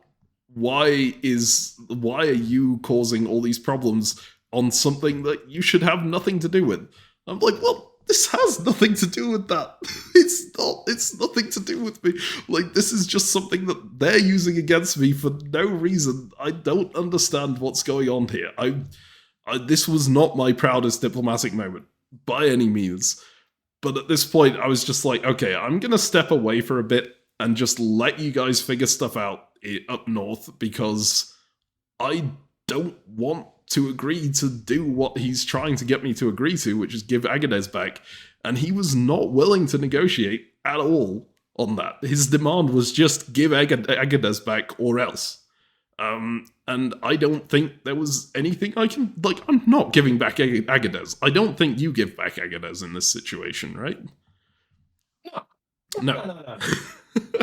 It's like even like I would offer the Mafia a favor in the future, right? As an apology at most, but you can't expect me to undo this thing that I did when he wasn't a member. Mm-hmm. Yes. Right? He wasn't part of the family.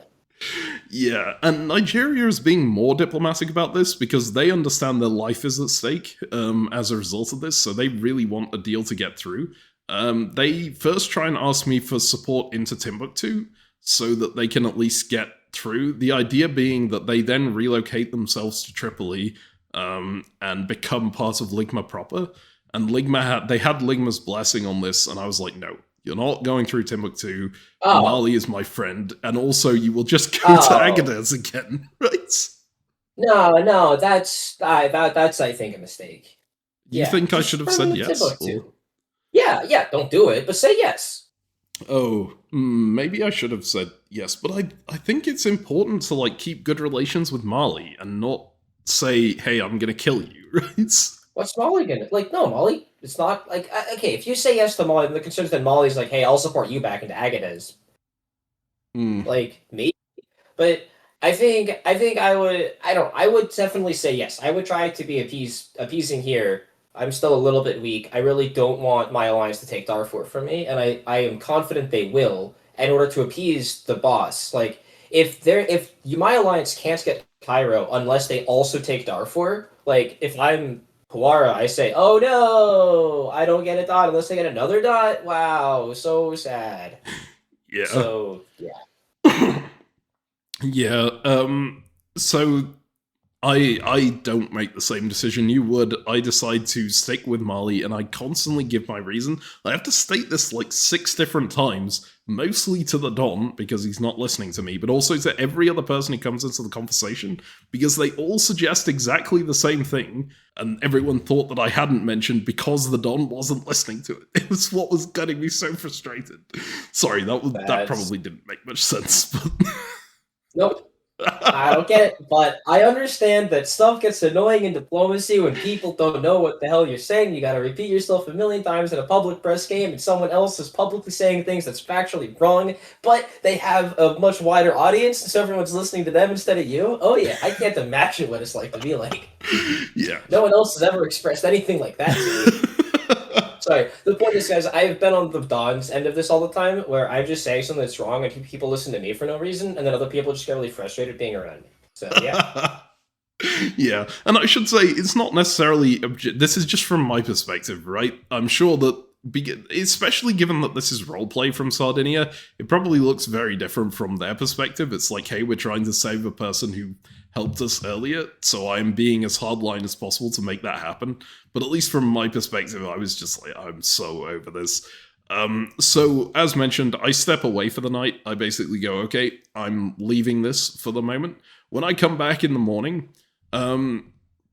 Evergreen have agreed to partition Cairo on the basis that we make some agreement over here, over Nigeria still.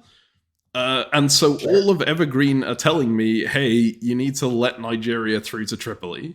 And I come back and I'm like, no, that was not what I wanted to step away for. This is like, I'm still not doing this. Man, Meme, you're just, oh no. Oh no. And so there are a couple of extra complications to this, right? They still agree to split Cairo, but I go back and read, and Evergreen is not getting any dots out of the Cairo split, because the original agreement was that Ligma gets Sicily and Tripoli, right? Yeah, and then Evergreen gets Cairo. Evergreen gets Cairo. Now, Cairo had come back and done a lot of negotiating, and Hawara, because they have this dual monarchy with Cairo, goes to Cairo and says, I'm going to keep you alive on 1 dot. And Ligma say, yeah, that's fine, we'll allow that, as long as that 1 dot comes out of Evergreen's part of the deal, because you're taking them into your alliance, basically, here, right? And Hawara's like, yeah, sure, that works for me. It's like, looking over this going, what? So you're making me let Nigeria through to Tripoli in order for Evergreen to go +0? We are getting nothing! That's your best chance, because the deal that they made was so bad that you can actually maybe get them out of it. That's very lucky. It probably is, actually, yeah, looking at it. Yeah, because if they just made a normal deal of they'll just eat the Cairo dot, and so Evergreen is getting a dot from this deal, but also not pissing off the mafia, like, yeah, that if I was in the rest of Evergreen, I would expect you to not do this, to work out anything. Just support them into Timbuktu or whatever, right? Like, fine, but you can even keep your dot, but we'll still be fine. Like, if I'm one of the people near you in this alliance and you're rejecting this, I'm taking Darfur and I'm kicking you out, and then whatever, you're dead. Yeah. I was looking at this and, like, I come back to all of the Evergreen players telling me to do something about this situation so that we have Ligma on side. I, like, read back and go, what the hell, guys? Why are we even doing this? We get nothing out of this. Literally nothing. Right? And Evergreen people start listening to me and they start going, yeah, okay, that makes sense. A lot of them hadn't really read the Hawara conversation with Cairo, because a lot of this had happened, like, just between those two and Ligma. And so they thought they were getting a better deal than they actually were, right? Once they read that, they were like, okay, that's kind of fair. We should, try and change this up a little bit. And once that happens, the Don comes in with a line that is a godsend to me, which is, hey, Evergreen, you're all listening to Meme just because he's a YouTuber again, aren't you? That you can't say that. No. There is nothing that instantly unites an alliance against you, like saying that they're all under my influence, right? Yeah, no, I've seen that one before. They accepted it. A great way to get an entire group of people pissed at you is to insult all of them at the same time. Yes.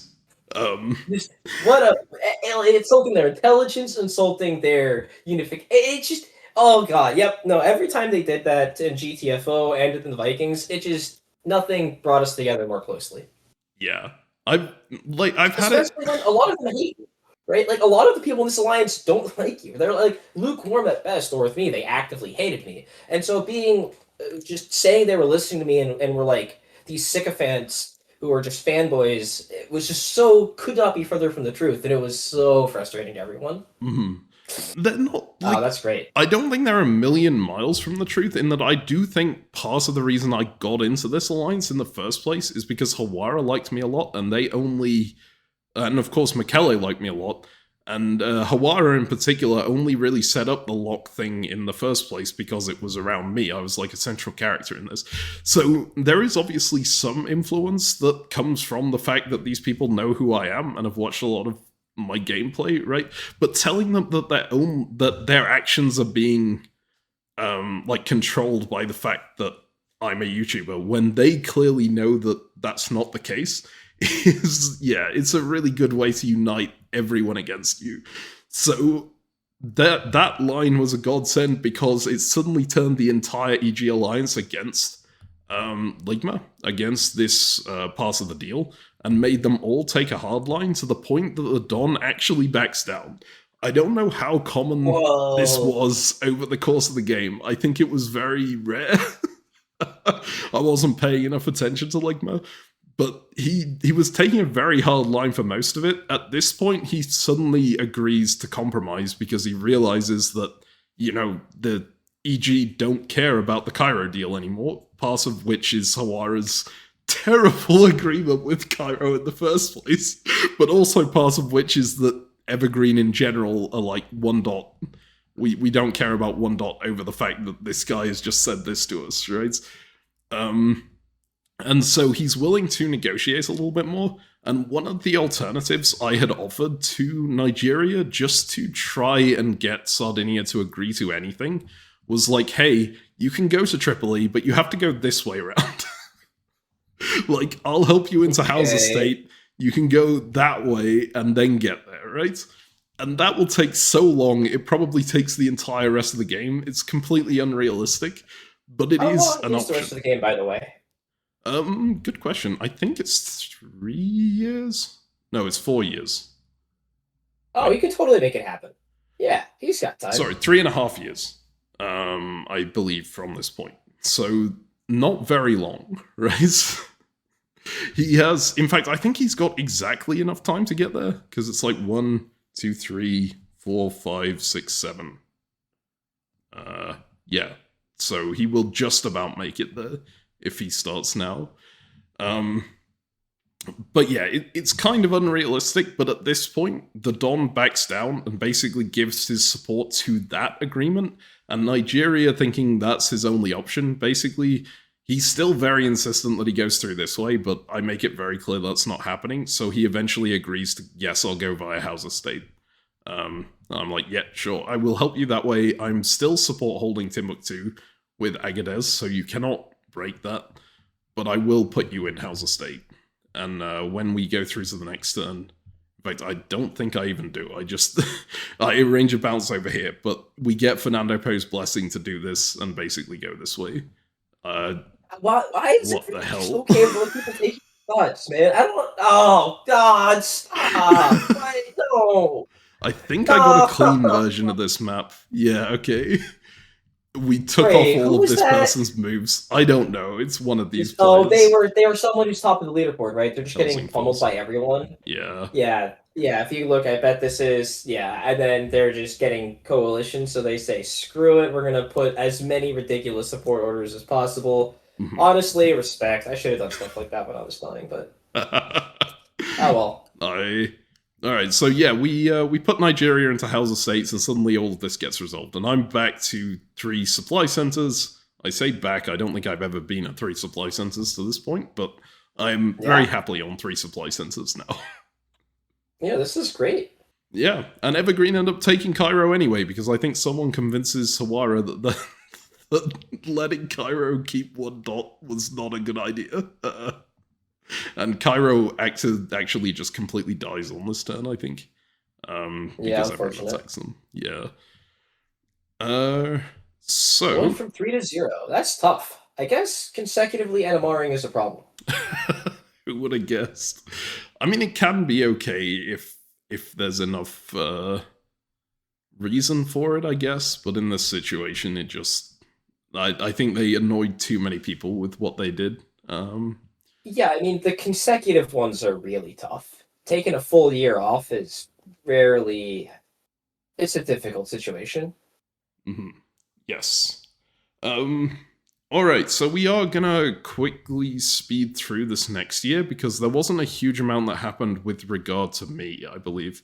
if we just go to the moves here, you can see I end up like following through on my word to put him into Mandara so that he can go this way around.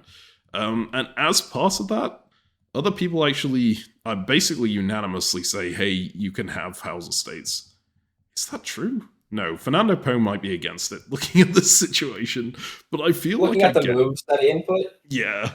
Oh my god, no, I do remember. He's very frustrated by the fact that TCL is still attacking him, and by the fact that I went into Agadez and basically sabotaged his backline, and he was happy to let Nigeria through, but at some point he tries another tactic, which is just, okay, look, I'm going to throw the front line to TCL and go this way instead, and see what I can do. And I was not happy about that situation, but it's whatever. I'm still going to be on 3, right? There's no way that Fernando Po gets anything behind House Estates right now. And I think if TCL go in on this side, it should put enough pressure on him that I can get something out of it. Very importantly, I'm very friendly with Tasnica still, so we've got this really solid line all the way across the north of Central Africa. Yeah. Who's moving to Kanem-Bornu? Who's getting mentioned in the video? I don't even know who this is. Is this player? Don't worry about it. That's the unit. Whoever owned that unit, congratulations. You got your video mention. There you go. I'm pretty sure it's this player. It's Panga, right? I don't know why Great. they're moving to Kanem-Bornu. I'm not encouraging it. I wanted to point out we were going to look at the unit. The unit moved. That's their mention. Yes.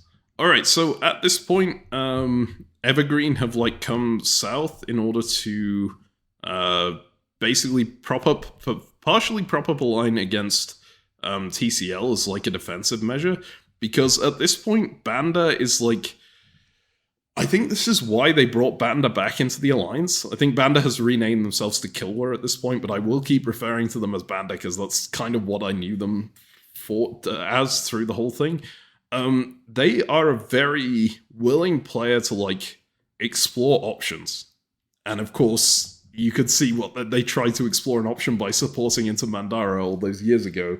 At some point, I think in this phase, they make a giant like slideshow showing all the possible attacks that TCL have, basically specifying, okay, if we go against this alliance, we're doing this. If we go against this alliance, we're doing this. This is the benefit and the downside to doing each individual attack. And we were supposed to be hard aligned with TCL, right? And in this pitch deck, they include a bunch of options of, here's how we would attack Evergreen if we are going to attack Evergreen. Here's what we would get out of it. And all the rest of their alliance just go, oh, that's just Banda being Banda. They're irritating people. They don't actually mean any of it. They're just exploring options by themselves. But at the same time, they're chatting with Banda about these options. It's like, you can't do that. We are allied. You cannot explore options against us. So we start bringing in units defensively, right? I see. Got it. Now, in Banda's defense, I remember doing some stuff when my alliance was allied with people, and I was just saying, look, guys, I know we're currently allied, but just if things change, just worth keeping in mind. These are some important positions that we should keep our eyes on.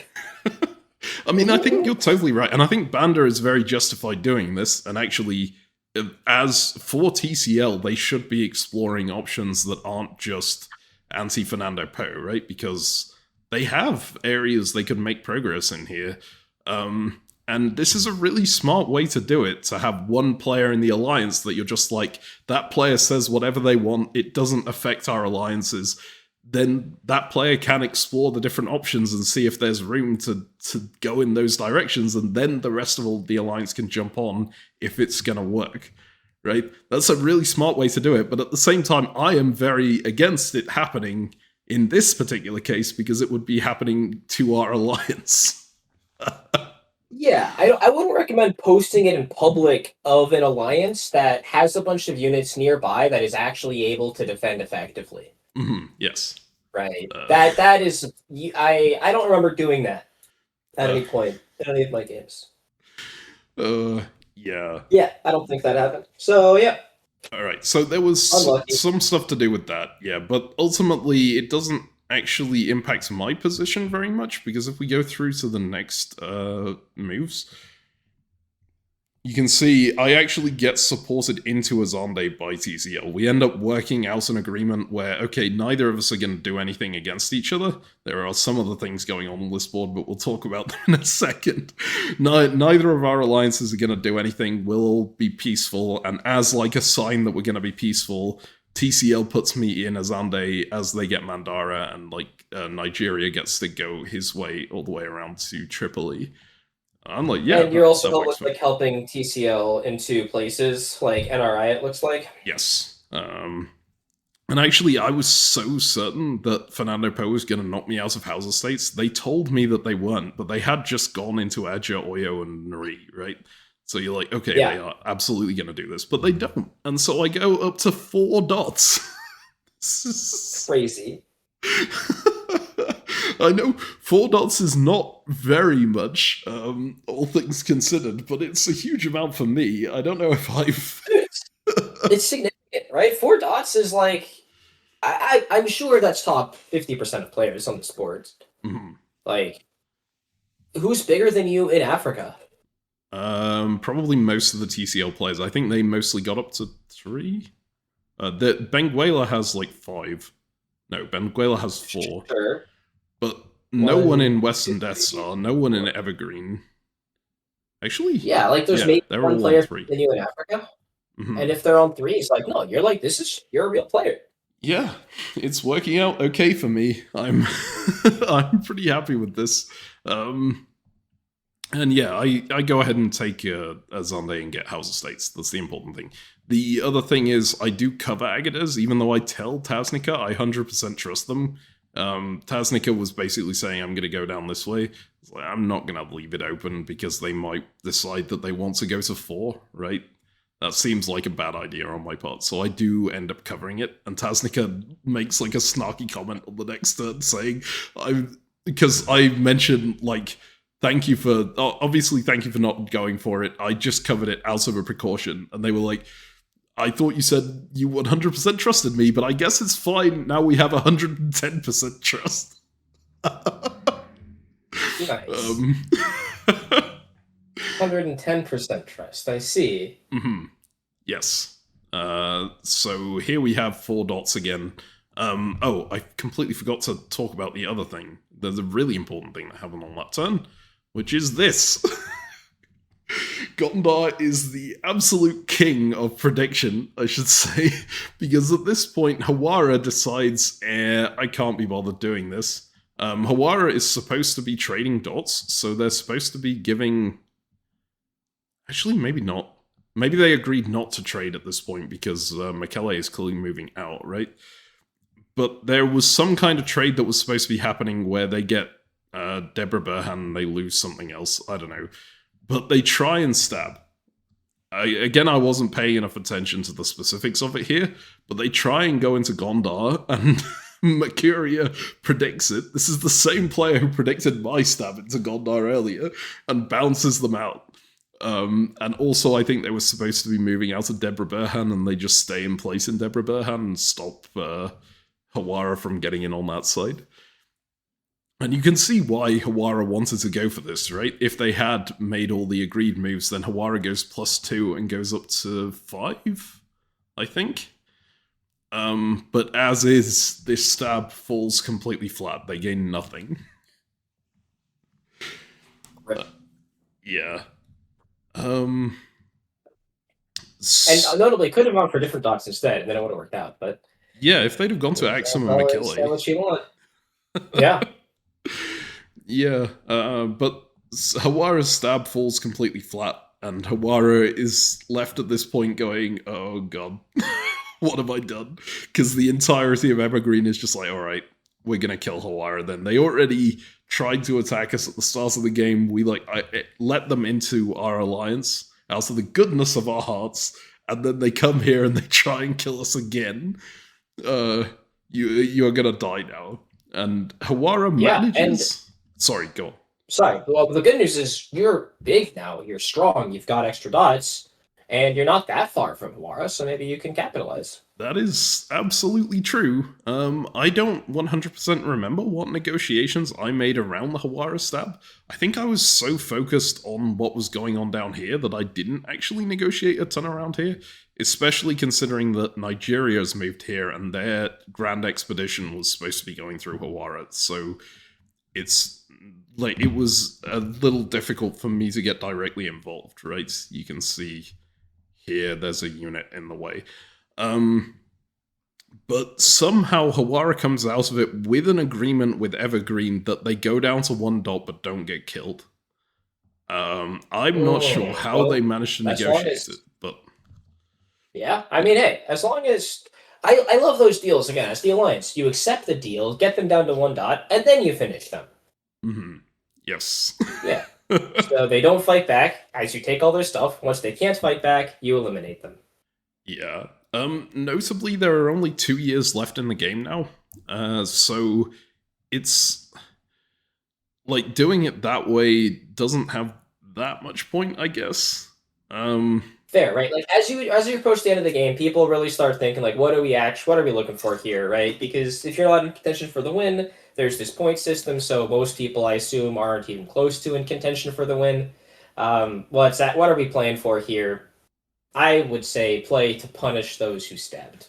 If you can't win, kill the stabbers. Fair. Everyone in this alliance is stabbed.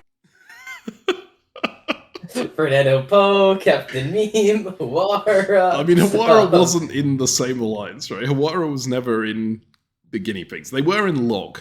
And actually, this becomes a point later on, but... yeah. Okay. Sure. They were not in the guinea pigs. The guinea pigs were their own alliance of opportunists. Right.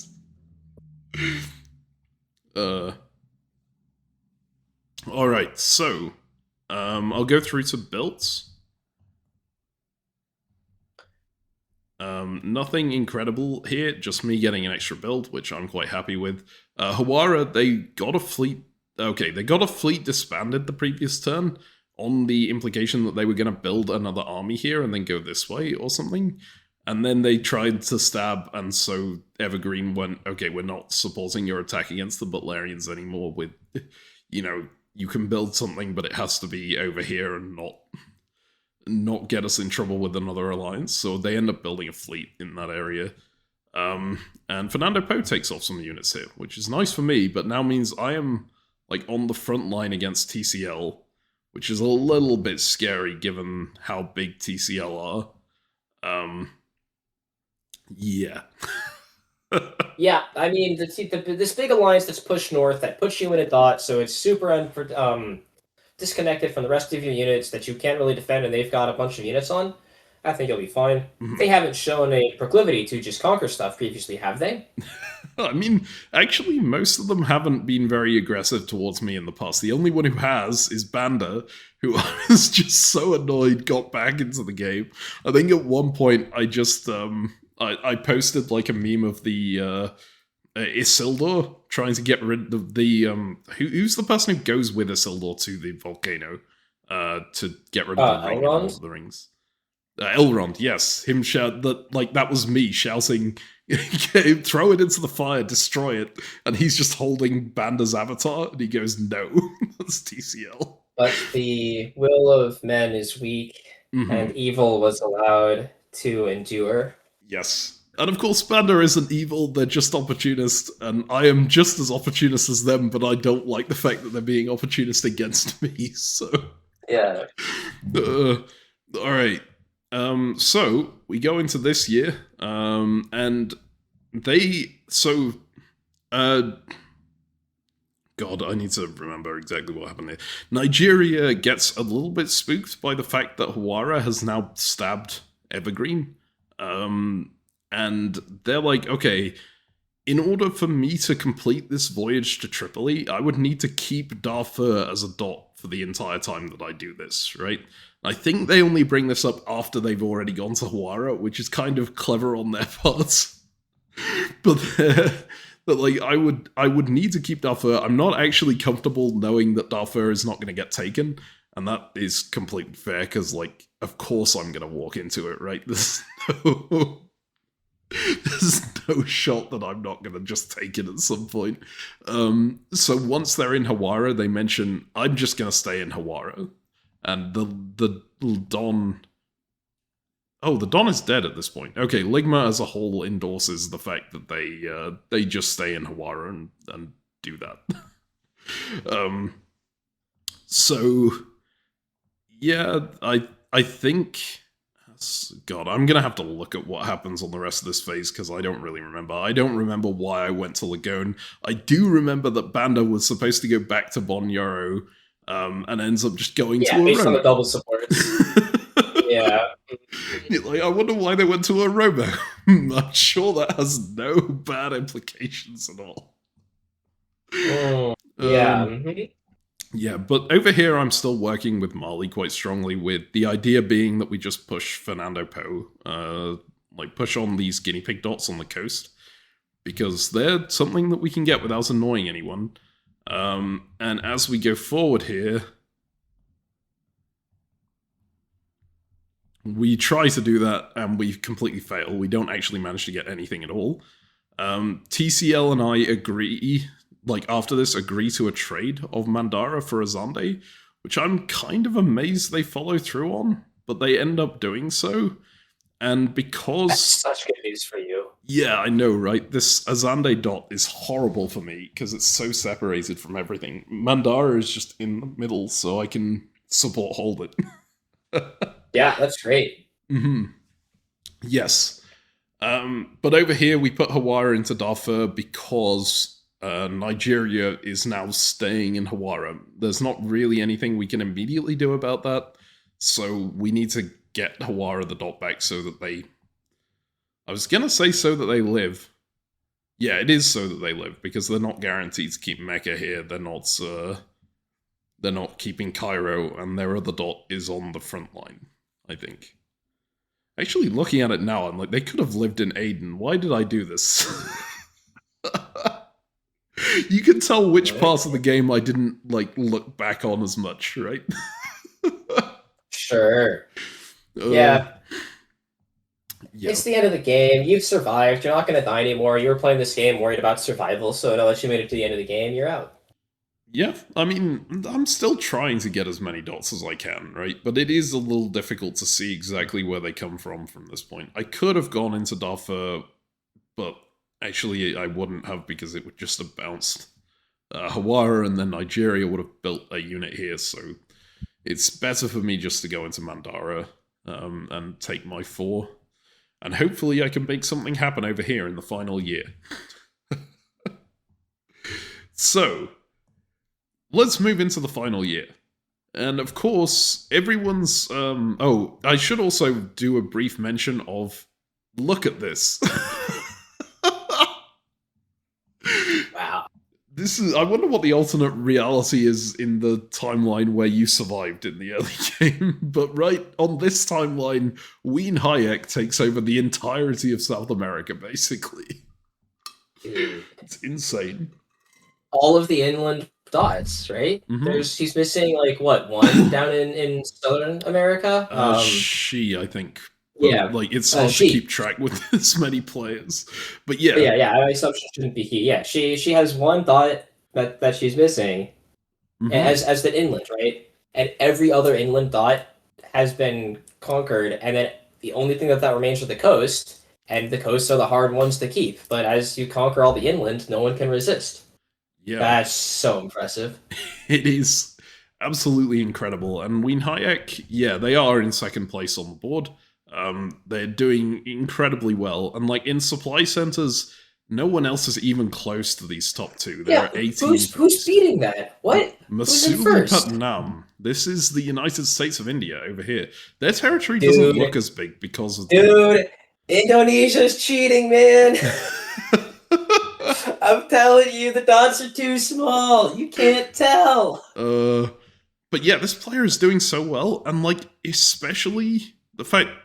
Okay, so here, if you look at Wien Hayek's position and the units around them, they do have a really solid control over South America, but there are still units that are like positioned back and around them, right?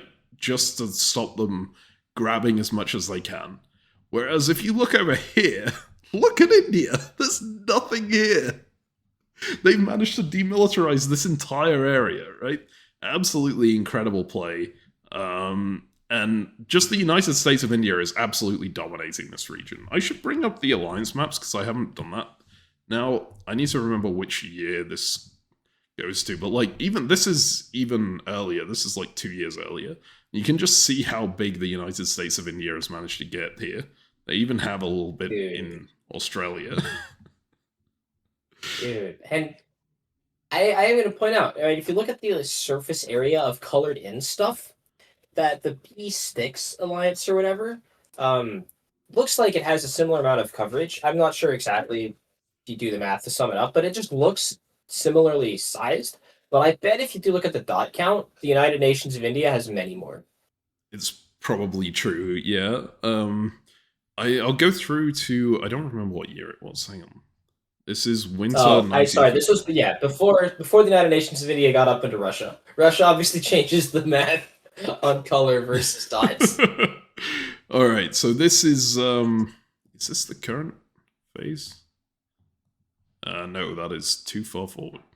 Wait, no, maybe that is the. Okay, so this is the.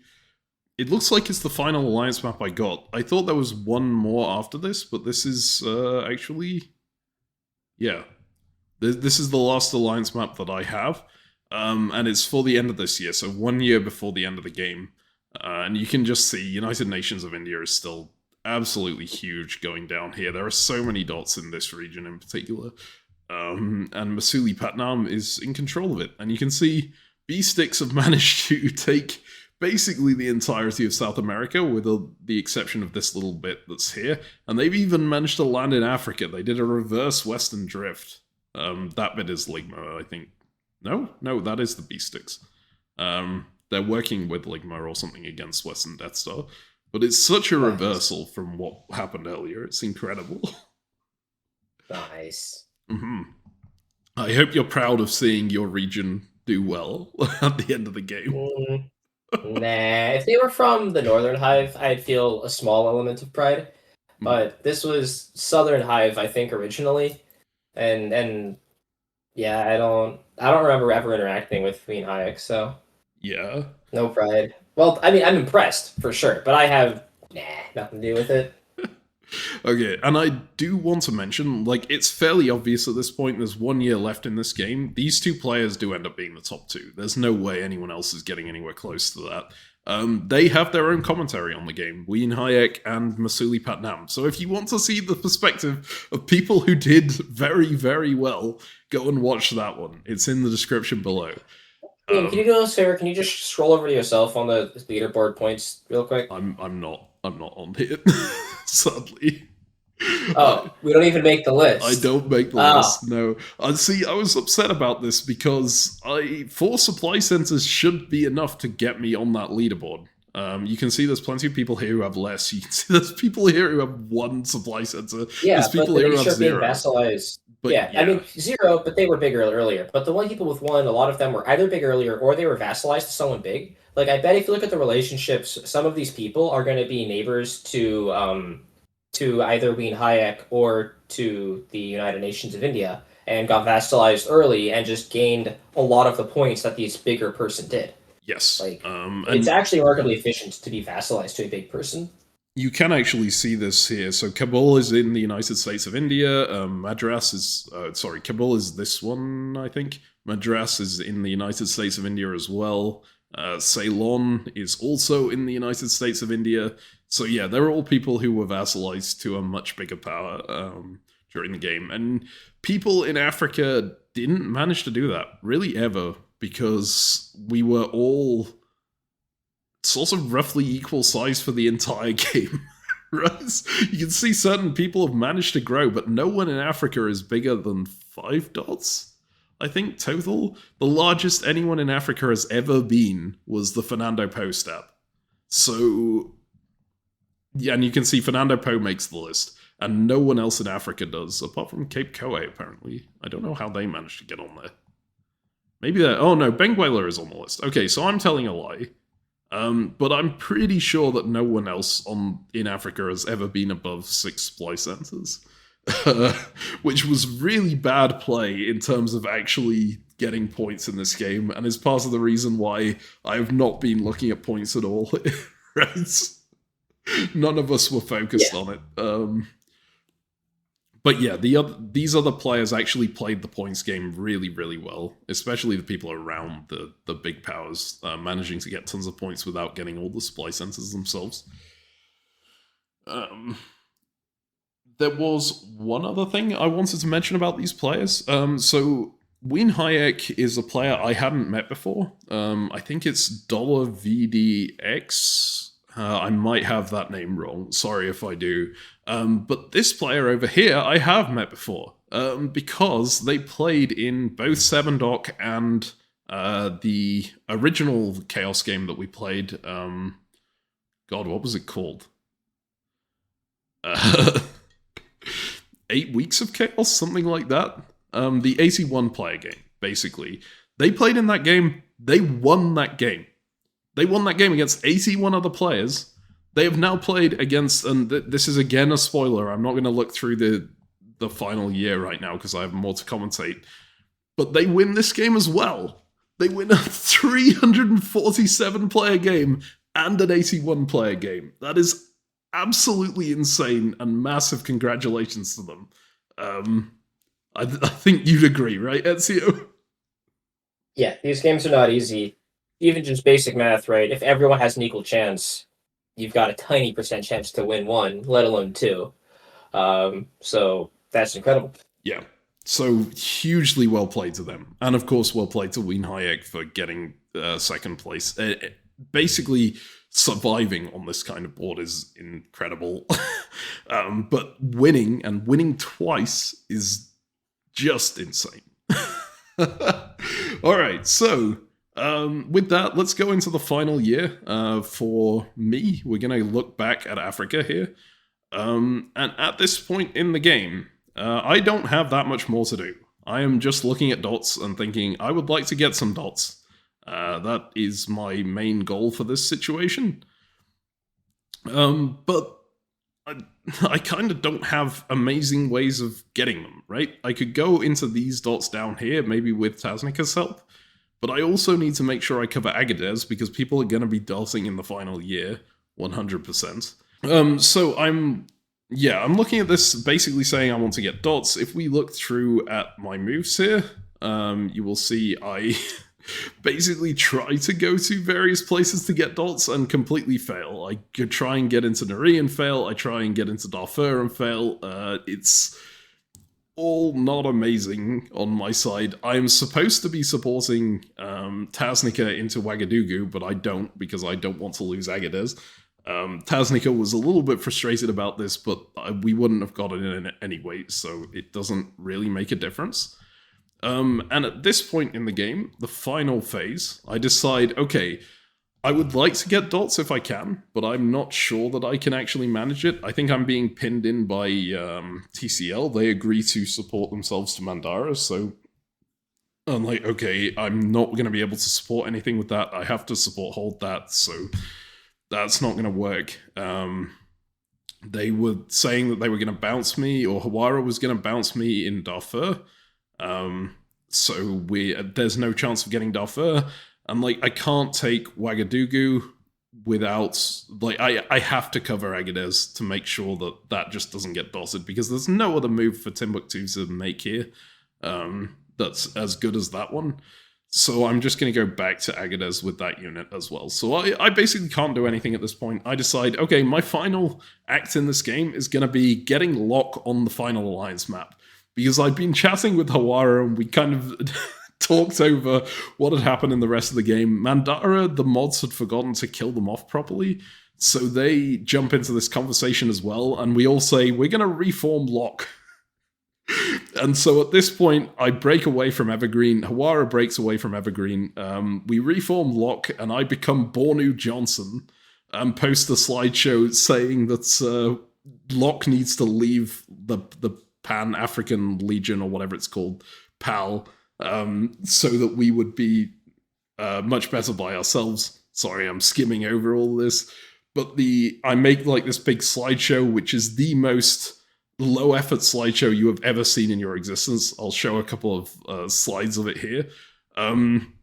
We try and make out that this is a real alliance, and then at the last moment of this phase, Nigeria basically says, "Hey, is there any chance you can not bounce Hawara in Darfur so that I keep this dot over here?" Because they were trying to get Cairo as well. And I was like, only if you join Lock. And they said deal. So then they join Lock, and I go, okay, fine, I'll cancel the bounce. And I sort of screw over Hawara on the final turn of the game. You can see they walk out. But it does mean that if I did have that final alliance map, the Lock would actually extend up to Cairo. We would actually own a little bit more than we originally owned in this game, but as is, we own everything we did except Azande. Brutal. Sadly, you survived. Yeah. You ended the game on whatever, 4 dots. 4 supply centers, which isn't as much as I could have gotten to, but if I'd have trusted Tasnica, I should have gone to Ouagadougou, because he didn't actually bounce me out of Agadez. But it is what it is. Yeah. Alright, so sadly Emu didn't put us on the final map. He didn't believe Lock was a real alliance because it only formed on the final turn. So there's that. That has been my entire story from World of Chaos, and Ezio's entire story as well, but that was a little bit shorter, right? Yeah, my entire story was 2 quick years in and out.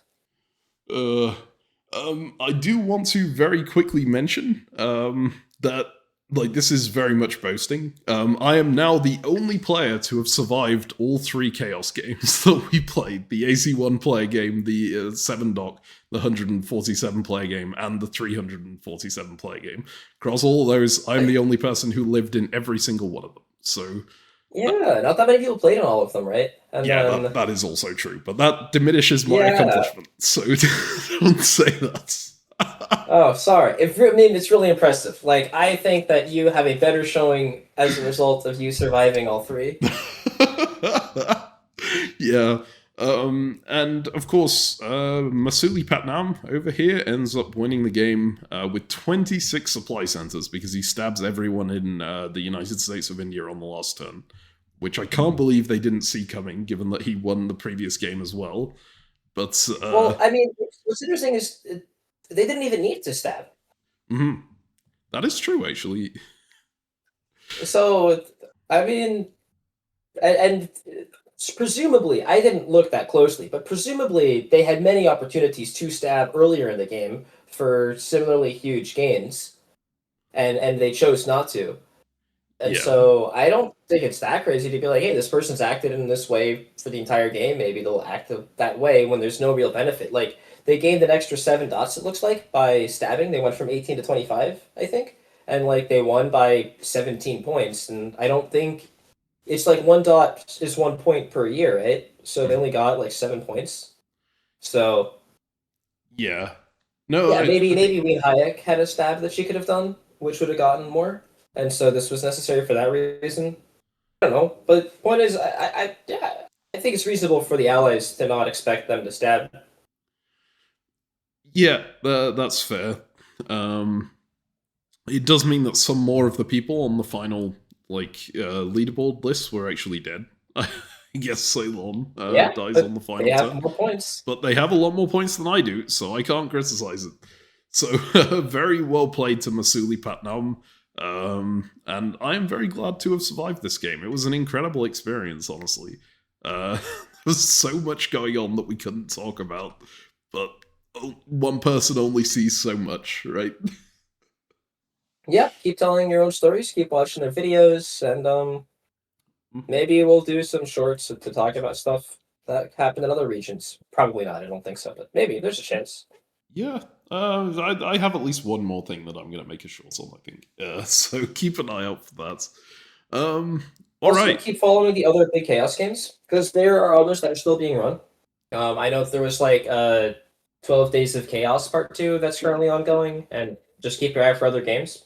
Yes. I'm not sure that Imperial's going to go any larger with it. I think this nearly killed the moderators. But maybe it comes back someday. You never know, right?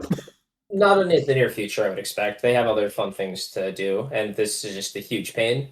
And trying to control however many hundreds of players were still alive 5 years into the game, it's months and months of work with huge amounts of effort. Yes, it was incredible. Thank you so much to all the moderators for running this in the first place, especially to Flare. It was their idea in the first place, and they set all of this up. But there were like 12 people who were actually moderating it, I think. So thank you to them for getting this done. All right. Anything you want to wrap up with then? Yeah. Congrats on surviving, Meme. Well done. Yeah, that has been World of Chaos. Thank you very much for watching, and we'll see you next time.